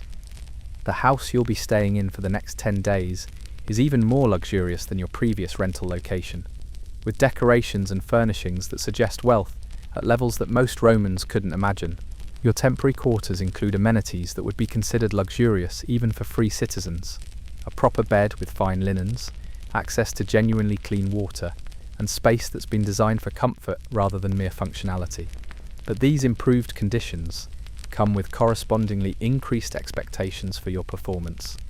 The investment in your comfort represents an expectation of return on that investment, and your temporary master makes it clear that he intends to extract maximum value from every aspect of his rental arrangement. The first evening's entertainment exceeds even your expanded experience of sexual demands. Your temporary master has invited several guests, and you're expected to provide sexual services for the entire group in scenarios that become increasingly elaborate and physically challenging as the evening progresses. The activities require stamina, flexibility, and acting skills that push your capabilities to their absolute limits. What makes this experience different from your previous group encounters is the level of sophistication involved. These aren't wealthy Romans engaging in casual sexual entertainment. They're connoisseurs of sexual services who have specific preferences and high standards for the property they rent. Your performance is evaluated not just for basic competence, but for artistic merit, creativity, and the ability to enhance their experience through skilled and enthusiastic participation. The encounters continue throughout the night, with brief recovery periods that barely allow you to restore enough energy for the next round of activities. By dawn, you've provided sexual services to more partners in more combinations than you'd previously thought physically possible, and you're expected to appear grateful for the opportunity to demonstrate your sexual capabilities to such discerning customers. The subsequent days follow a pattern of intensive sexual demands punctuated by brief periods of recovery that are designed to maintain your functionality rather than your well-being. Your temporary master has scheduled various entertainments throughout your stay, each requiring different sexual skills and different levels of physical endurance. You become a sexual performer whose schedule is managed for maximum entertainment value rather than human sustainability. The third day brings an innovation that demonstrates how your reputation is expanding your market opportunities. Your temporary master has arranged for you to be transported to another household for an afternoon of sexual services, essentially subletting your body to friends who want to experience the sexual property they've heard about. You're becoming a shared resource among Roman social networks, passed between households like a luxury item that friends loan to each other. This subletting arrangement means providing sexual services in yet another unfamiliar environment, with another set of strangers who have specific expectations based on reports of your capabilities. Each new location brings new forms of sexual demands, and your reputation for competent performance creates pressure to exceed previous standards with every encounter. The psychological impact of being passed between multiple households for sexual services creates a form of disorientation that affects your ability to maintain any sense of personal identity. You become a sexual function that happens to occupy a human body, moving between locations and partners without any connection to place or consistent relationship that might provide psychological stability. The middle of your rental period introduces group activities that involve not just multiple partners, but complex scenarios that require sustained performance over extended periods. Roman wealthy citizens with access to premium sexual property apparently developed elaborate entertainments that turned sexual activity into theatrical productions, with you as both performer and prop, in scenarios designed for the amusement of people who view human sexuality as their personal entertainment. These theatrical sexual encounters require not just physical compliance, but emotional performance that convinces audiences that you're genuinely enjoying activities that range from uncomfortable to actively harmful. The acting demands are as exhausting as the physical ones, requiring you to maintain expressions of pleasure and enthusiasm, while your body is used in ways that would be considered torture if applied to free citizens. The financial discussions between your masters, temporary and permanent, continue throughout your rental period, with negotiations about extending your stay, arranging future rentals, and potentially developing more regular arrangements that would make your sexual services available to a consistent customer base. These conversations treat your body as a business asset, being developed for maximum profitability. By the 8th day of your 10-day rental, your physical condition has deteriorated to the point where maintaining basic functionality requires constant management through stimulants, pain relievers, and other substances that allow you to continue providing sexual services despite the cumulative effects of intensive use. Your temporary master monitors your condition with the attention of someone maintaining valuable equipment that needs to remain operational until the rental period expires. The final 2 days of your rental become an intensive conclusion to the arrangement, with your temporary master attempting to extract maximum value from his remaining time with your services. The encounters become more frequent and more demanding, as if he's trying to use up every possible moment of sexual entertainment before your return to your permanent owner. The end of your rental period feels less like conclusion than exhaustion. You've provided sexual services so frequently and intensively that the activities have lost any connection to human sexuality and become purely mechanical functions performed by a body that's too tired to fully register what's happening to it. You exist in a state of sexual automation, responding to demands without conscious thought or emotional engagement. Your return to your master's household after the 10-day rental establishes a new reality. You're no longer just household property, who occasionally provides sexual services, but proven commercial sexual property, whose body generates substantial income through regular rental arrangements. The difference affects every aspect of your existence, from your daily routine to your long-term prospects for survival. Your master's satisfaction with the rental income is evident in the immediate changes to your treatment and living conditions. Your move to better quarters within the household, given access to higher quality food and clothing, and assigned personal attendants whose job is to maintain your appearance and health for optimal rental value. These improvements aren't motivated by concern for your well-being, but by recognition that you're valuable commercial property that requires appropriate maintenance. The better treatment comes with correspondingly increased expectations for your performance and availability. Your master begins scheduling rentals more frequently, sometimes with minimal recovery time between assignments. Your calendar becomes a business schedule, managed for maximum profitability, with your sexual services booked weeks in advance to wealthy Romans who've heard about your capabilities through expanding social networks. Your reputation spreads through Roman society, with the efficiency of any successful commercial product.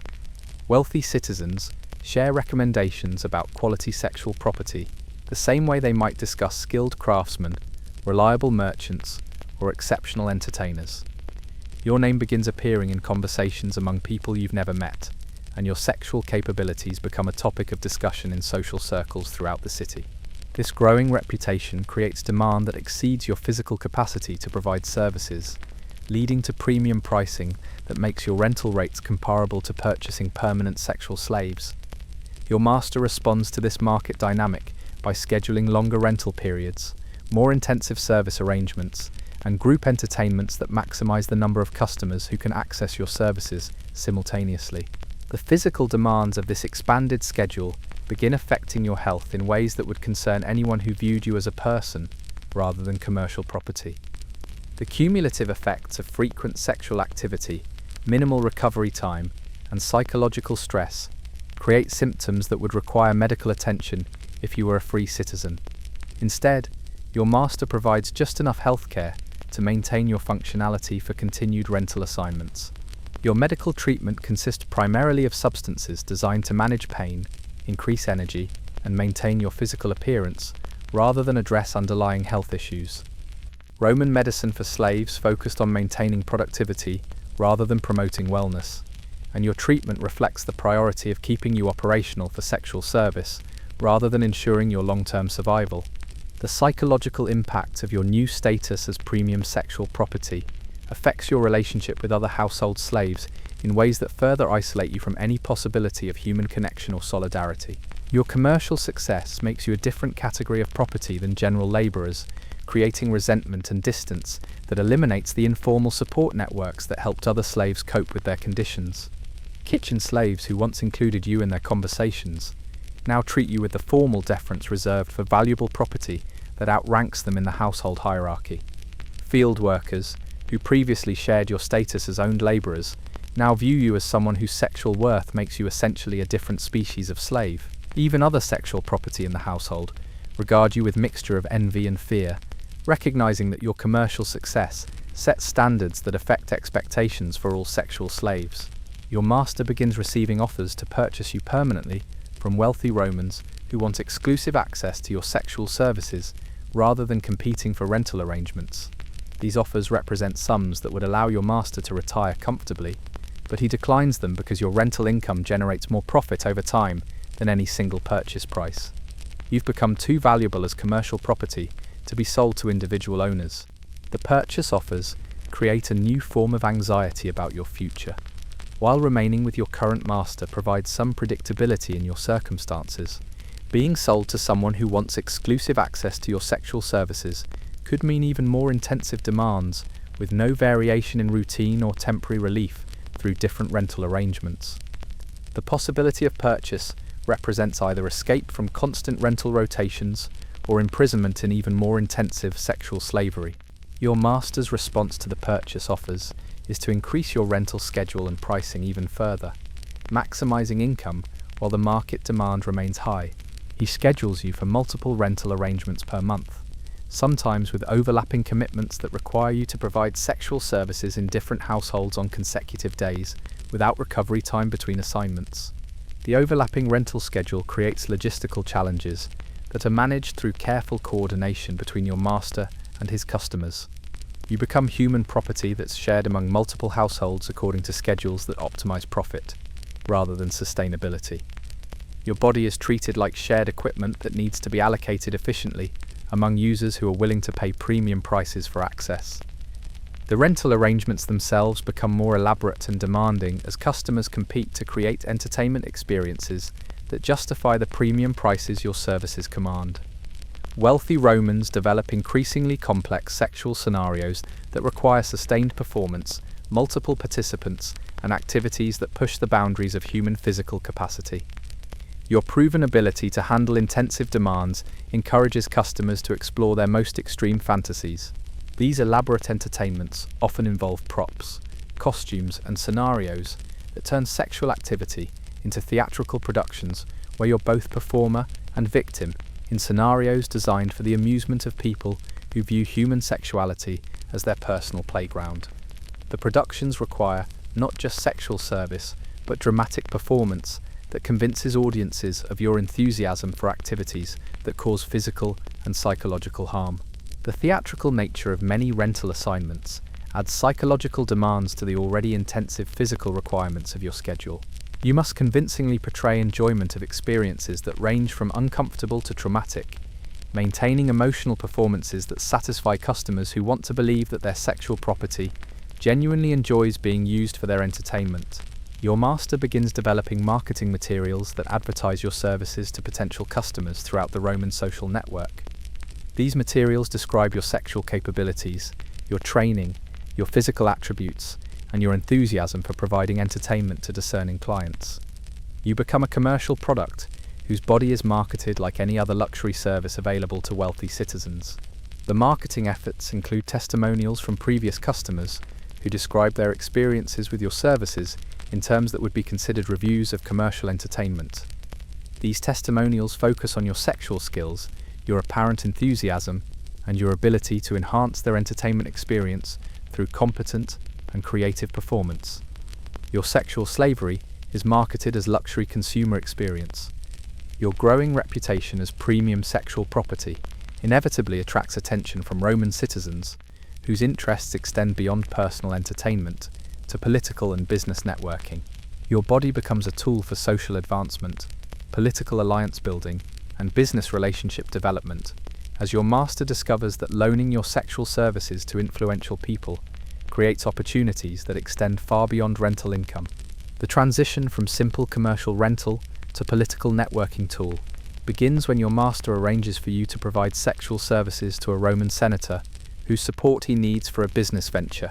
The arrangement is presented as a gesture of friendship and respect rather than a commercial transaction, but the underlying dynamic remains the same.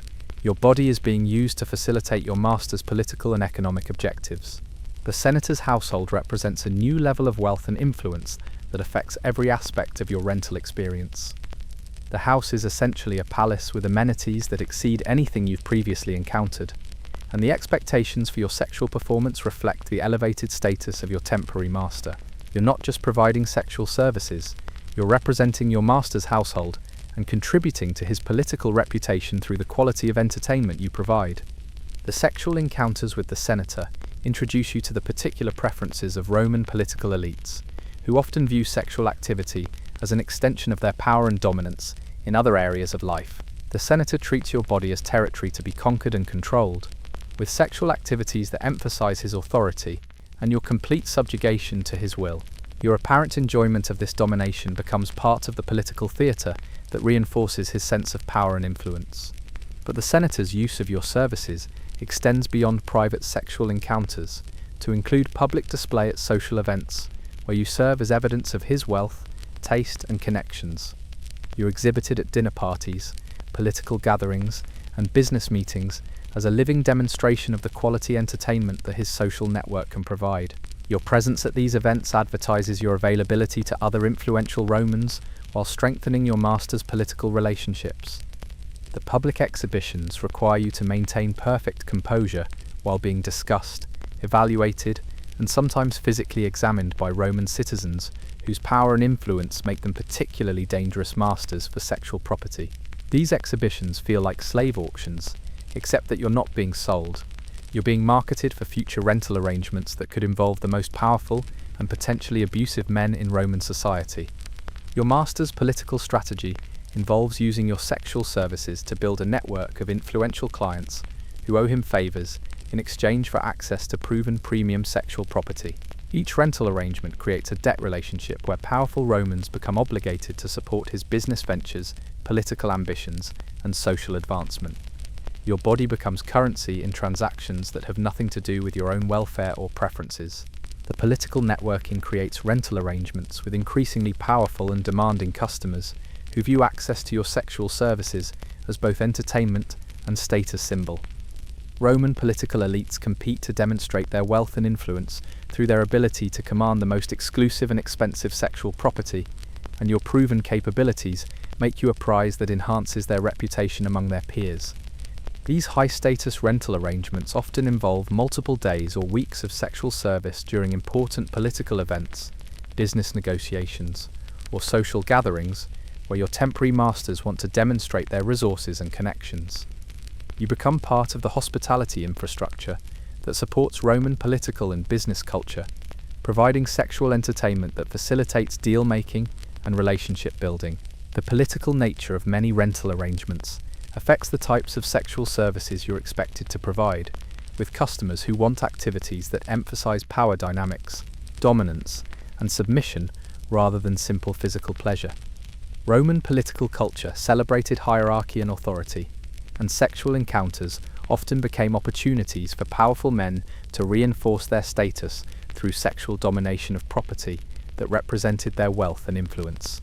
Your master begins receiving invitations to political events, specifically because his possession of valuable sexual property makes him a useful ally for powerful Romans who want access to premium entertainment. These invitations create opportunities for business advancement that depend entirely on your continued availability and competent performance as sexual property. The political connections developed through your rental arrangements create pressure for your master to maintain your value and availability, even as the intensive schedule begins affecting your health and psychological condition. Your deteriorating condition becomes a business problem that threatens his political relationships and economic opportunities, leading to increased investment in maintaining your functionality through medical intervention and performance enhancement. The medical interventions designed to sustain your sexual availability include substances that mask pain, increase energy, and maintain your physical appearance despite the effects of intensive use. These treatments prioritize short-term functionality over long-term health, reflecting the reality that your value as political networking tool depends on immediate availability rather than sustainable longevity. Your master's political success, through sexual property rental, attracts attention from other slave owners who want to develop similar networking strategies using their own sexual property. You become a model for how sexual slaves can be used as political and business tools, and your master begins consulting with other Romans about training and marketing sexual property for maximum political utility. The consulting arrangements involve sharing information about your training methods, performance standards, and rental strategies with other slave owners who want to develop their own political networking through sexual property rental. Your experiences become case studies in the commercial and political development of sexual slaves, with details of your treatment and use shared among Roman elites as business intelligence. The expansion of sexual property rental as political networking strategy creates increased demand for slaves with your capabilities, leading to market changes that affect the treatment and expectations for all sexual property in Roman society. Your commercial success establishes new standards for sexual slave performance that other property will be expected to meet, creating systemic changes in how sexual slavery is practiced and managed. Your individual experiences as rented sexual property become part of larger economic and political systems that affect thousands of other slaves throughout the Roman Empire. Your body has become not just commercial property, but a prototype for how human sexuality can be monetized and weaponized for political and economic advantage in Roman society. As your reputation spreads throughout Roman political and social networks, your master discovers that your sexual services have become so valuable that they can be used as collateral for business loans, guarantees for political favors, and currency for transactions that have nothing to do with sexual entertainment. Your body has evolved from simple commercial property to a financial instrument that can be leveraged for various forms of economic activity. The transformation of your sexual availability into financial currency begins when your master uses future rental income from your services as security for a business loan. The arrangement essentially mortgages your body to guarantee his debt obligations, meaning that your sexual labor will be used to repay money borrowed for investments that don't benefit you in any way. You become human collateral, whose sexual capacity secures financial transactions.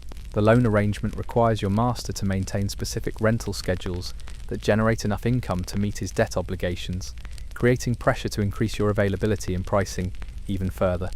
Your sexual services are no longer managed for optimal profitability, but for mandatory income generation that must meet predetermined targets regardless of the impact on your health or psychological condition.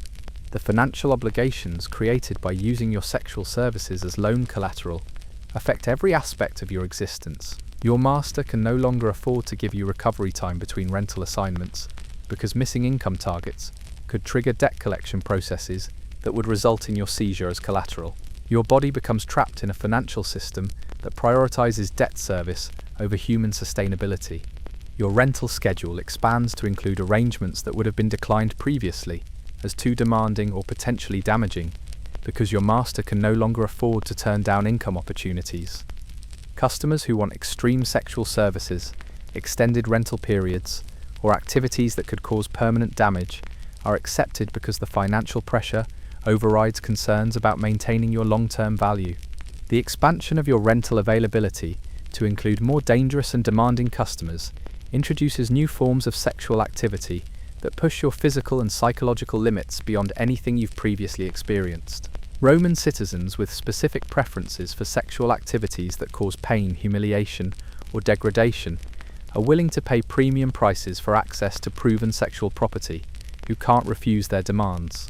These extreme rental arrangements often involve activities that would be considered torture if applied to free citizens, but which are legal entertainment when performed on sexual property. Your status as collateral for financial obligations means that you must accept these arrangements regardless of their impact on your well-being, because refusing customers could trigger financial consequences that affect your master's business empire. The financial pressure also creates incentives for your master to explore new markets for your sexual services, including arrangements with Roman citizens whose preferences are sufficiently extreme that they typically can't find sexual property willing or able to accommodate their demands. Your proven ability to endure intensive sexual use makes you suitable for customers whose activities have permanently damaged other sexual slaves. Your master begins receiving offers from Roman citizens who want to purchase exclusive access to your sexual services for extended periods that essentially amount to temporary ownership. These arrangements involve payment of substantial sums in exchange for complete control over your sexual availability for weeks or months, during which time you would be transferred to their households and subjected to whatever sexual demands they consider appropriate. The temporary ownership arrangements represent a new level of commercial sexual slavery that goes beyond simple rental to approach the sale of human sexual capacity for predetermined periods. These arrangements typically involve customers who have specific long-term sexual projects that require sustained access to proven sexual property, who can endure extended periods of intensive use. Your master's consideration of these extended ownership arrangements reflects the financial pressure created by using your sexual services as business collateral. The immediate income from temporary ownership sales would help meet debt obligations, but would also remove you from the regular rental market that generates consistent long-term income. Your body becomes the subject of financial calculations that weigh immediate cash needs against long-term revenue generation. The temporary ownership offers often come from Roman citizens whose sexual preferences are so extreme or demanding that they require extended periods to fully explore their interests with sexual property. These customers typically have specific scenarios in mind that involve weeks or months of sexual activities designed around their particular fantasies, with sexual property who serve as both participants and victims in extended entertainment productions. The extended scenarios often involve elaborate role-playing, costume requirements, and activities that transform sexual encounters into theatrical productions where you would be required to maintain character and apparent enthusiasm throughout weeks of sexual performance. These productions blur the line between sexual service and dramatic entertainment, requiring acting skills alongside sexual availability. Your master's financial obligations eventually force him to accept one of the extended ownership arrangements, selling exclusive access to your sexual services for 2 months to a Roman citizen whose interests in sexual entertainment extend far beyond conventional activities. The arrangement involves your transfer to a household where you'll be the primary entertainment for elaborate sexual scenarios that have been planned specifically around your demonstrated capabilities. The customer who purchases temporary ownership of your sexual services is a wealthy Roman whose previous sexual property has been permanently damaged by his entertainment preferences, making him particularly interested in acquiring sexual slaves who have proven capable of enduring intensive and demanding use. Your reputation for surviving extreme rental arrangements makes you ideal for his requirements. The final weeks before your transfer to temporary ownership are filled with preparation activities designed to ensure that you'll be capable of meeting the demands of extended, intensive sexual service. Your master invests in medical treatments, performance enhancements, and training programs that will maximize your value during the temporary ownership period, while protecting his long-term investment in your commercial potential. The preparation process includes detailed medical examinations, psychological conditioning, and physical training designed to prepare your body and mind for 2 months of sexual activities that will likely exceed anything you've previously experienced. The preparation is conducted with the clinical efficiency of someone preparing equipment for intensive use, rather than preparing a human being for extended sexual trauma.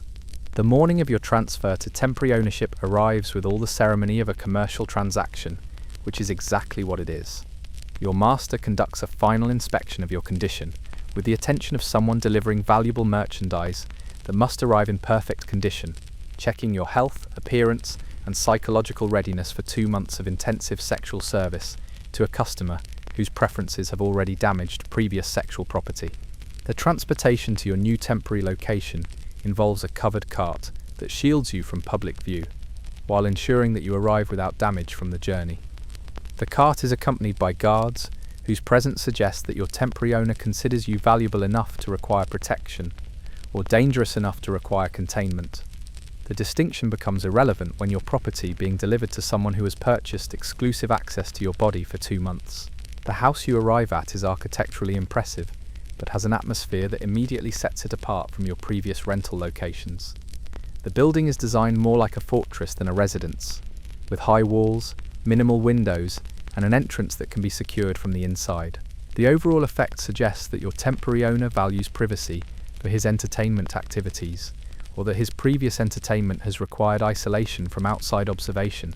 Your temporary owner greets your arrival with the satisfaction of someone who has acquired exactly what he wanted after extensive planning and preparation. His examination of your condition is more thorough than any previous inspection, checking not just your health and appearance, but your psychological readiness for activities that he describes as comprehensive exploration of sexual entertainment possibilities. The euphemistic language doesn't disguise the reality that you're about to spend 2 months providing sexual services to someone whose interests are extreme enough to require temporary ownership, rather than simple rental arrangements. Your temporary owner has purchased complete control over your sexual availability for 2 months, and his previous comments about comprehensive exploration suggest that he intends to use every day of that time for increasingly intensive activities. Your quarters for the next 2 months are located in a section of the house that's clearly designed for housing sexual property rather than general household slaves. The room includes restraints, specialized furniture, and equipment that makes it clear what types of activities will be taking place. The setup suggests that your temporary owner has specific scenarios in mind that require particular equipment and arrangements. The room also includes medical supplies and recovery equipment that suggest your temporary owner expects the activities to cause enough damage to require ongoing treatment and healing time. The presence of medical equipment is simultaneously reassuring and terrifying. It suggests that care will be taken to keep you functional, but also indicates that the activities planned are expected to cause enough harm to require medical intervention. Your temporary owner explains the rules and expectations for your 2-month stay with the detailed precision of someone who has developed these systems through previous experience with sexual property. The rules cover every aspect of your existence, from how you're expected to respond to different commands, to the specific sexual positions and activities that will be required during various scenarios he has planned. The explanation includes a schedule for the next 2 months that outlines different phases of sexual entertainment, each designed to explore different aspects of his interests in sexual domination and control. The schedule is structured like a training program, with each week building on the previous week's activities to create an escalating series of sexual encounters that will push your endurance and compliance to their absolute limits. The first week of your temporary ownership establishes the basic patterns and expectations that will govern your existence for the next 2 months. Your temporary owner's sexual preferences focus heavily on power dynamics, with activities designed to reinforce his complete control over your body and your responses to his demands. Every sexual encounter becomes an exercise in demonstrating your absolute submission to his authority.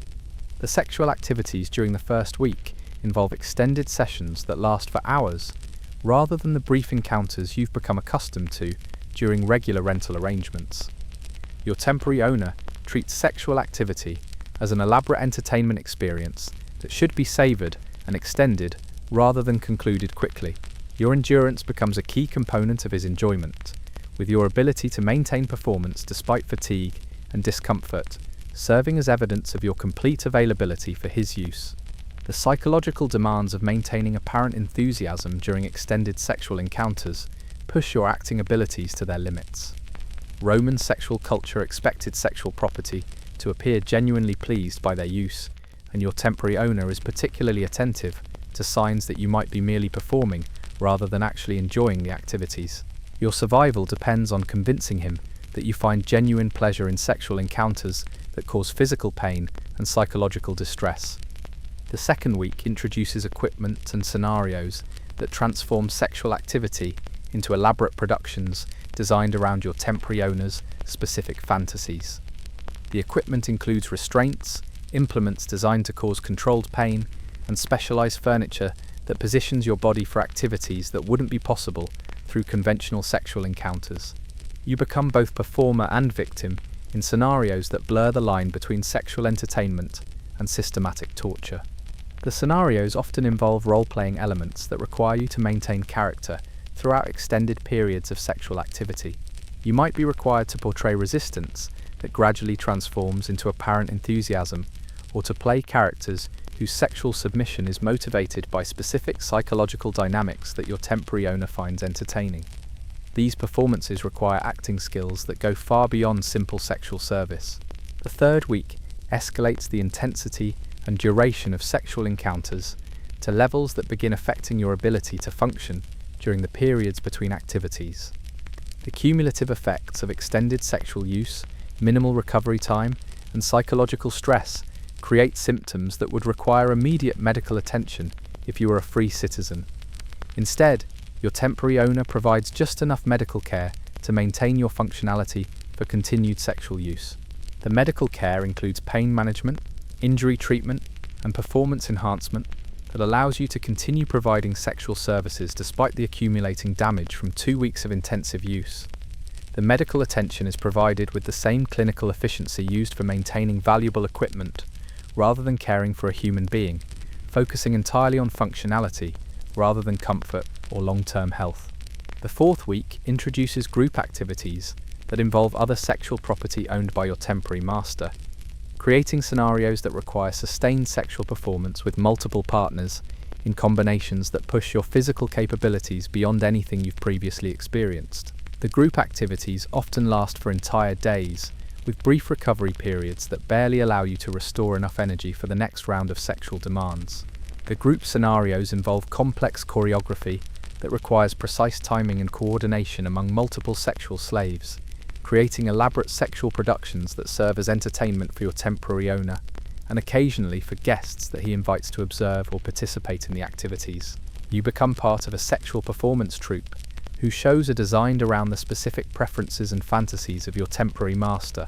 The fifth week brings the introduction of activities that cause permanent changes to your body, including modifications that will affect your appearance and sexual function for the remainder of your life.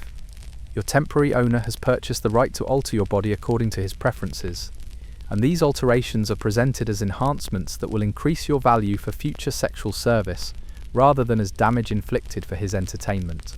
The bodily modifications are conducted with medical precision, but without consideration for your consent or preferences about permanent changes to your physical appearance. The modifications are designed to enhance your sexual availability and appeal according to your temporary owner's specific aesthetic preferences, and will serve as permanent advertisements for his taste in sexual property long after your temporary ownership expires. The sixth week involves the most intensive sexual demands of your temporary ownership period, with activities that require your complete availability for sexual use throughout each day, with minimal time for rest, food, or recovery. Your temporary owner schedules sexual encounters in overlapping sessions that essentially make sexual activity your only function, eliminating any distinction between sexual service and your basic existence. The intensive schedule pushes your body to the limits of human endurance, requiring medical intervention to maintain your consciousness and functionality throughout extended periods of sexual use.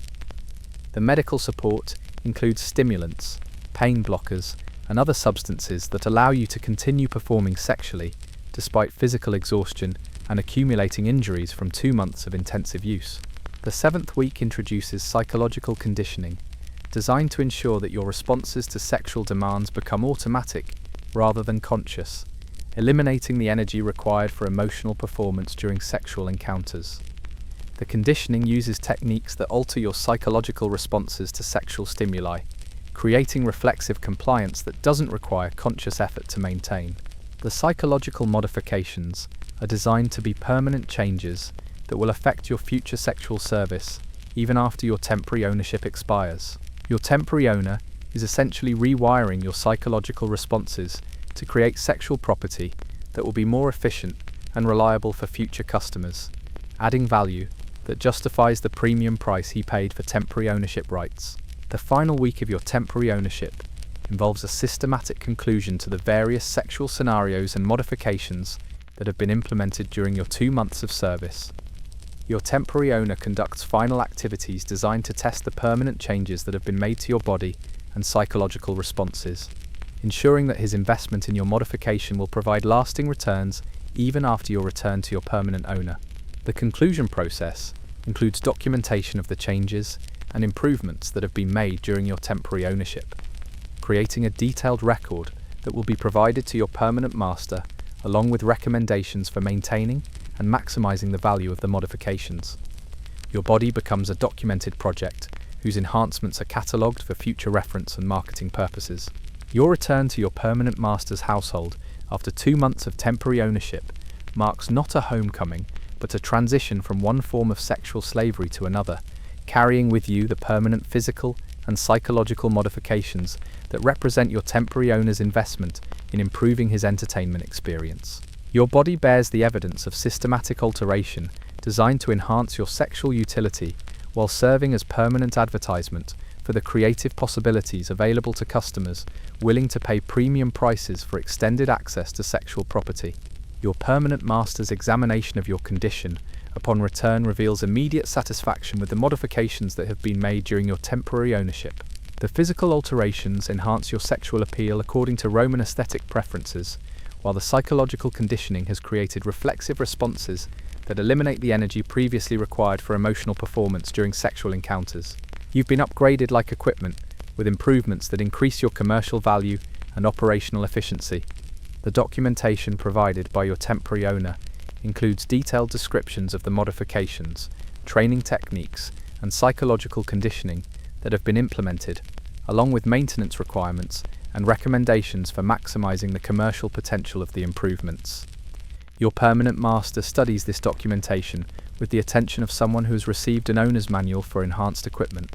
Your temporary owner's detailed report also includes recommendations for marketing your enhanced capabilities to potential customers who would be interested in sexual property with your specific modifications and conditioning.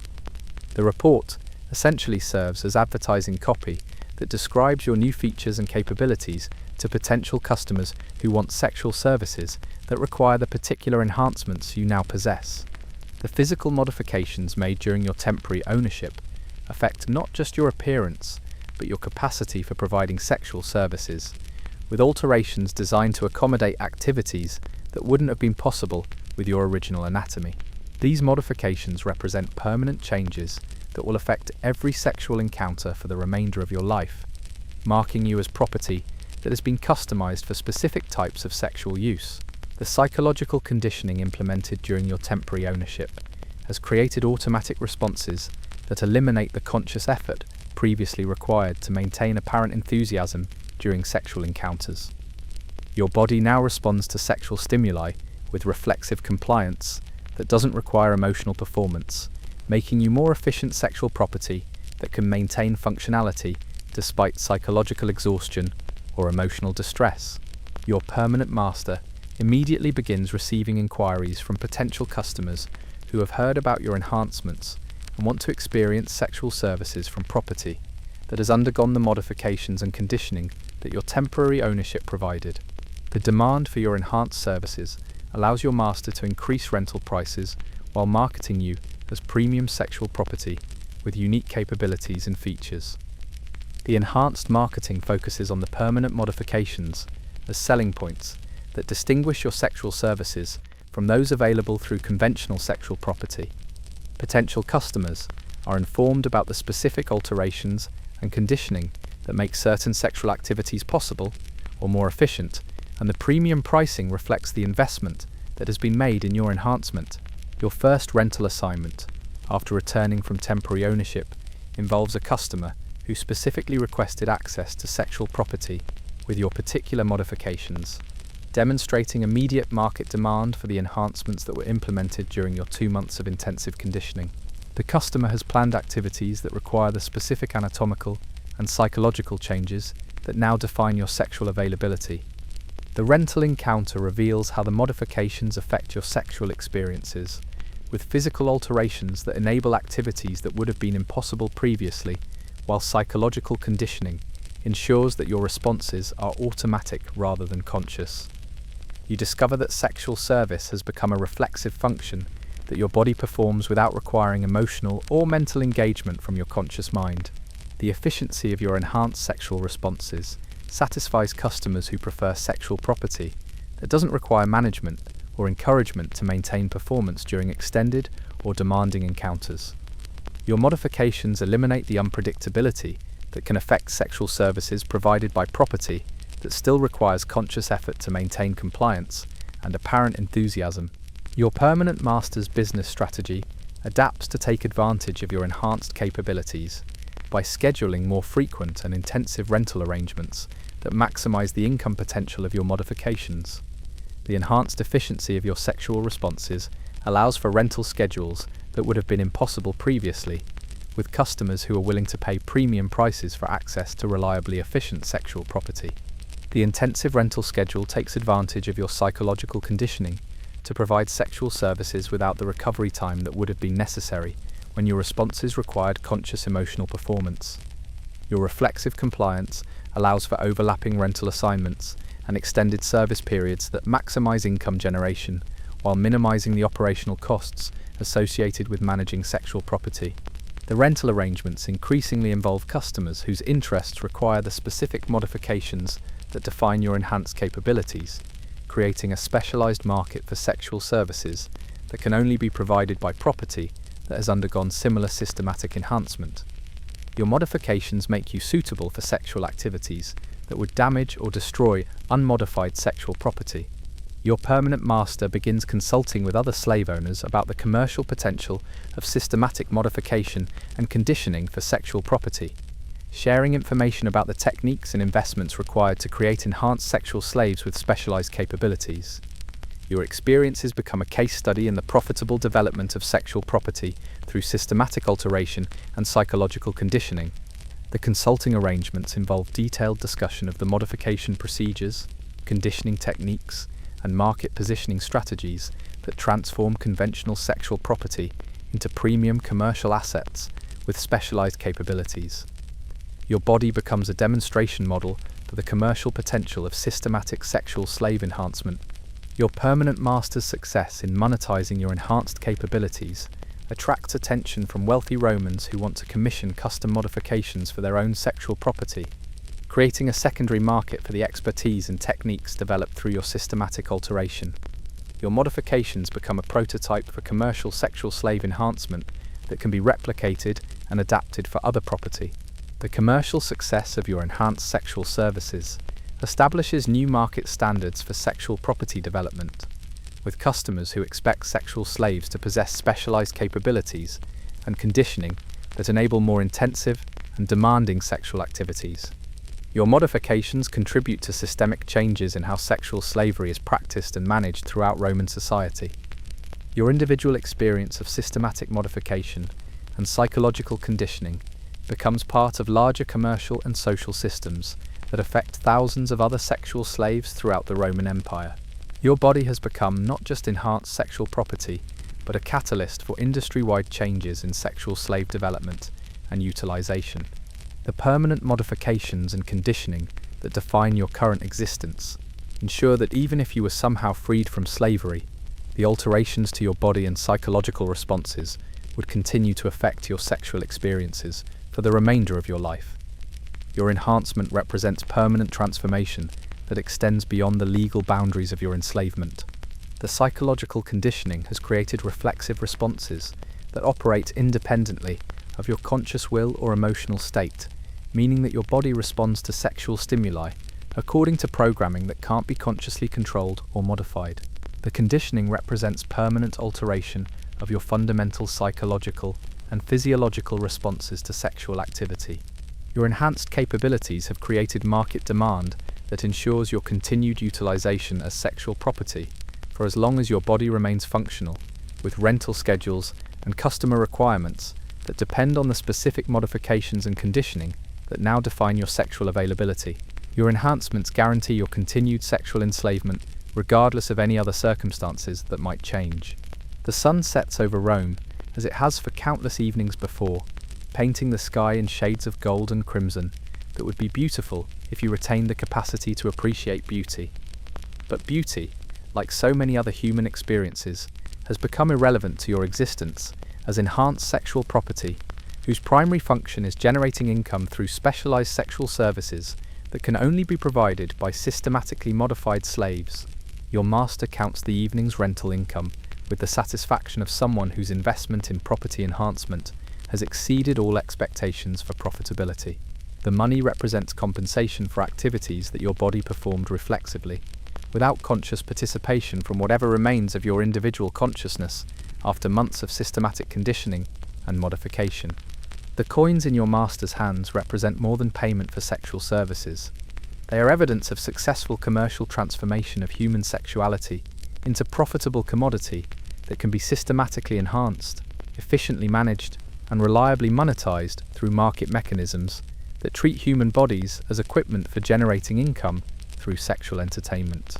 Tonight you will sleep in quarters designed for valuable sexual property, on bedding selected to maintain your physical condition for tomorrow's rental assignments, in a room equipped with restraints and medical supplies that ensure your continued functionality despite the accumulated effects of systematic sexual utilization.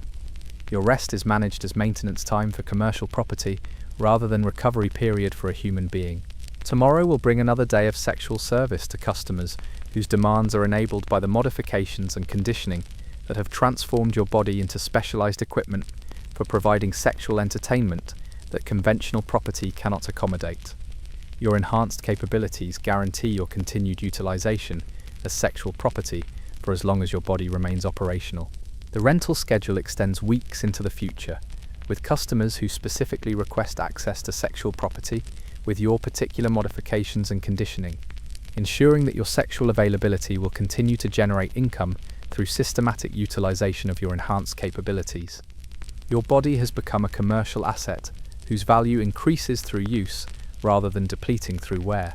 Your individual story represents one example of how Roman civilization systematically transformed human beings into commercial sexual property through legal, economic, and social mechanisms that treated people as equipment for generating profit through sexual services.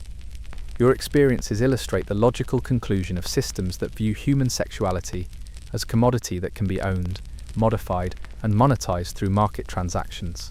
The Roman Empire's treatment of sexual slaves like you was not an aberration or exception to their civilization, but a fundamental component of economic and social systems that depended on the systematic exploitation of human sexuality for the benefit of property owners who viewed sexual access as a natural privilege of wealth and social status.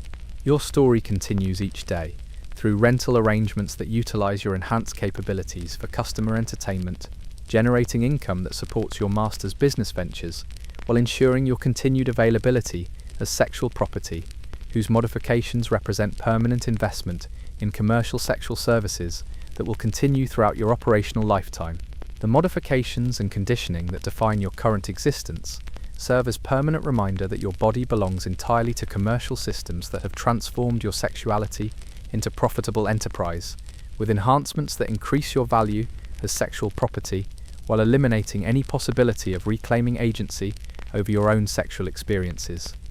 Roman civilization celebrated the systematic sexual exploitation represented by your story as evidence of their advanced commercial and social development, viewing the transformation of human beings into efficient sexual property as achievement worthy of admiration, rather than practice requiring moral consideration or legal restriction.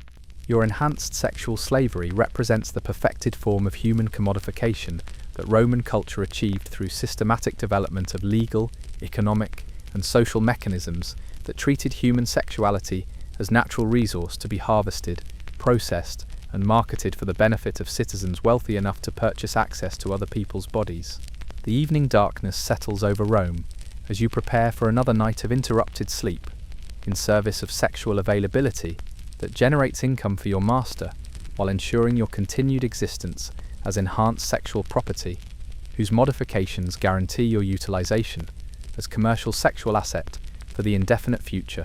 Your story ends where it began, with your body belonging entirely to someone else, available for sexual use whenever demanded, maintained for commercial purposes rather than human well-being, and valued only for your capacity to generate profit through sexual services provided to customers who view your sexuality as entertainment commodity they are entitled to purchase and consume.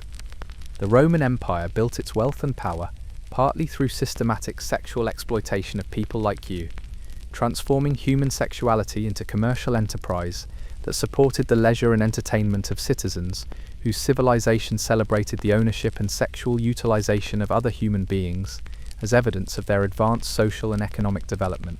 Tonight, as every night, you will sleep with the knowledge that tomorrow will bring more sexual service to strangers who view your body as equipment for their entertainment, in arrangements managed by your master for maximum profitability, in systems that treat your sexuality as natural resource to be systematically harvested for commercial gain. The darkness of Roman sexual slavery continues through rental arrangements, modification procedures, and conditioning programs that transform human beings into efficient sexual property, while civilization celebrates these achievements as evidence of advanced commercial and social development rather than systematic exploitation requiring moral consideration or legal restriction. Your individual experience represents the lived reality of sexual slavery in ancient Rome, not romantic entertainment or historical curiosity, but systematic sexual exploitation that destroyed human beings for the profit and entertainment of people who viewed sexual access to other humans as natural privilege of wealth and social status. The Roman night settles over a civilization built partly on the sexual exploitation of people like you, while your master counts the coins that represent payment for your body's services, and you prepare for another night of sexual availability in service of commercial systems that have transformed your humanity into profitable sexual commodity. This is what being a concubine was like in ancient Rome, not mysterious romance or exotic entertainment, but systematic sexual slavery that treated human beings as equipment for generating profit through sexual services, in systems that celebrated the ownership and utilization of human sexuality as achievement worthy of admiration, rather than exploitation requiring moral consideration. Your story continues tomorrow, and the day after, and every day for as long as your body remains capable of providing sexual services that generate income through rental arrangements managed for commercial efficiency rather than human welfare. This was the reality of sexual slavery in the Roman Empire, systematic, profitable, and celebrated as evidence of civilizational achievement. The Roman Empire's legacy includes the systematic sexual exploitation of people like you, transformed into commercial property through legal and social mechanisms that treated human sexuality as natural resource to be owned, modified, and monetized for the benefit of citizens wealthy enough to purchase access to other people's bodies. And so your story continues, night after night, rental after rental, modification after modification, in service of commercial systems that have transformed your sexuality into profitable enterprise while eliminating any possibility of reclaiming agency over your own sexual experiences. This is the reality that history often sanitizes, romanticizes, or ignores entirely. The Roman night is long and filled with the sounds of a civilization built partly on sexual slavery, while people like you provide sexual services that generate profits for masters who view human sexuality as commodity to be systematically harvested for commercial gain. This was the reality of being a concubine in ancient Rome, and there you have it, the brutal, unromanticized reality of sexual slavery in ancient Rome. No Hollywood glamour, no mysterious power, just systematic exploitation of human beings for profit and entertainment. Sleep well, knowing that your comfortable bed, your bodily autonomy, and your right to consent are luxuries that most humans throughout history never possessed. If you enjoyed this deep dive into one of history's darker chapters, hit that like button and let me know in the comments what aspect of ancient Roman society you'd like us to explore next. Until next time, sweet dreams.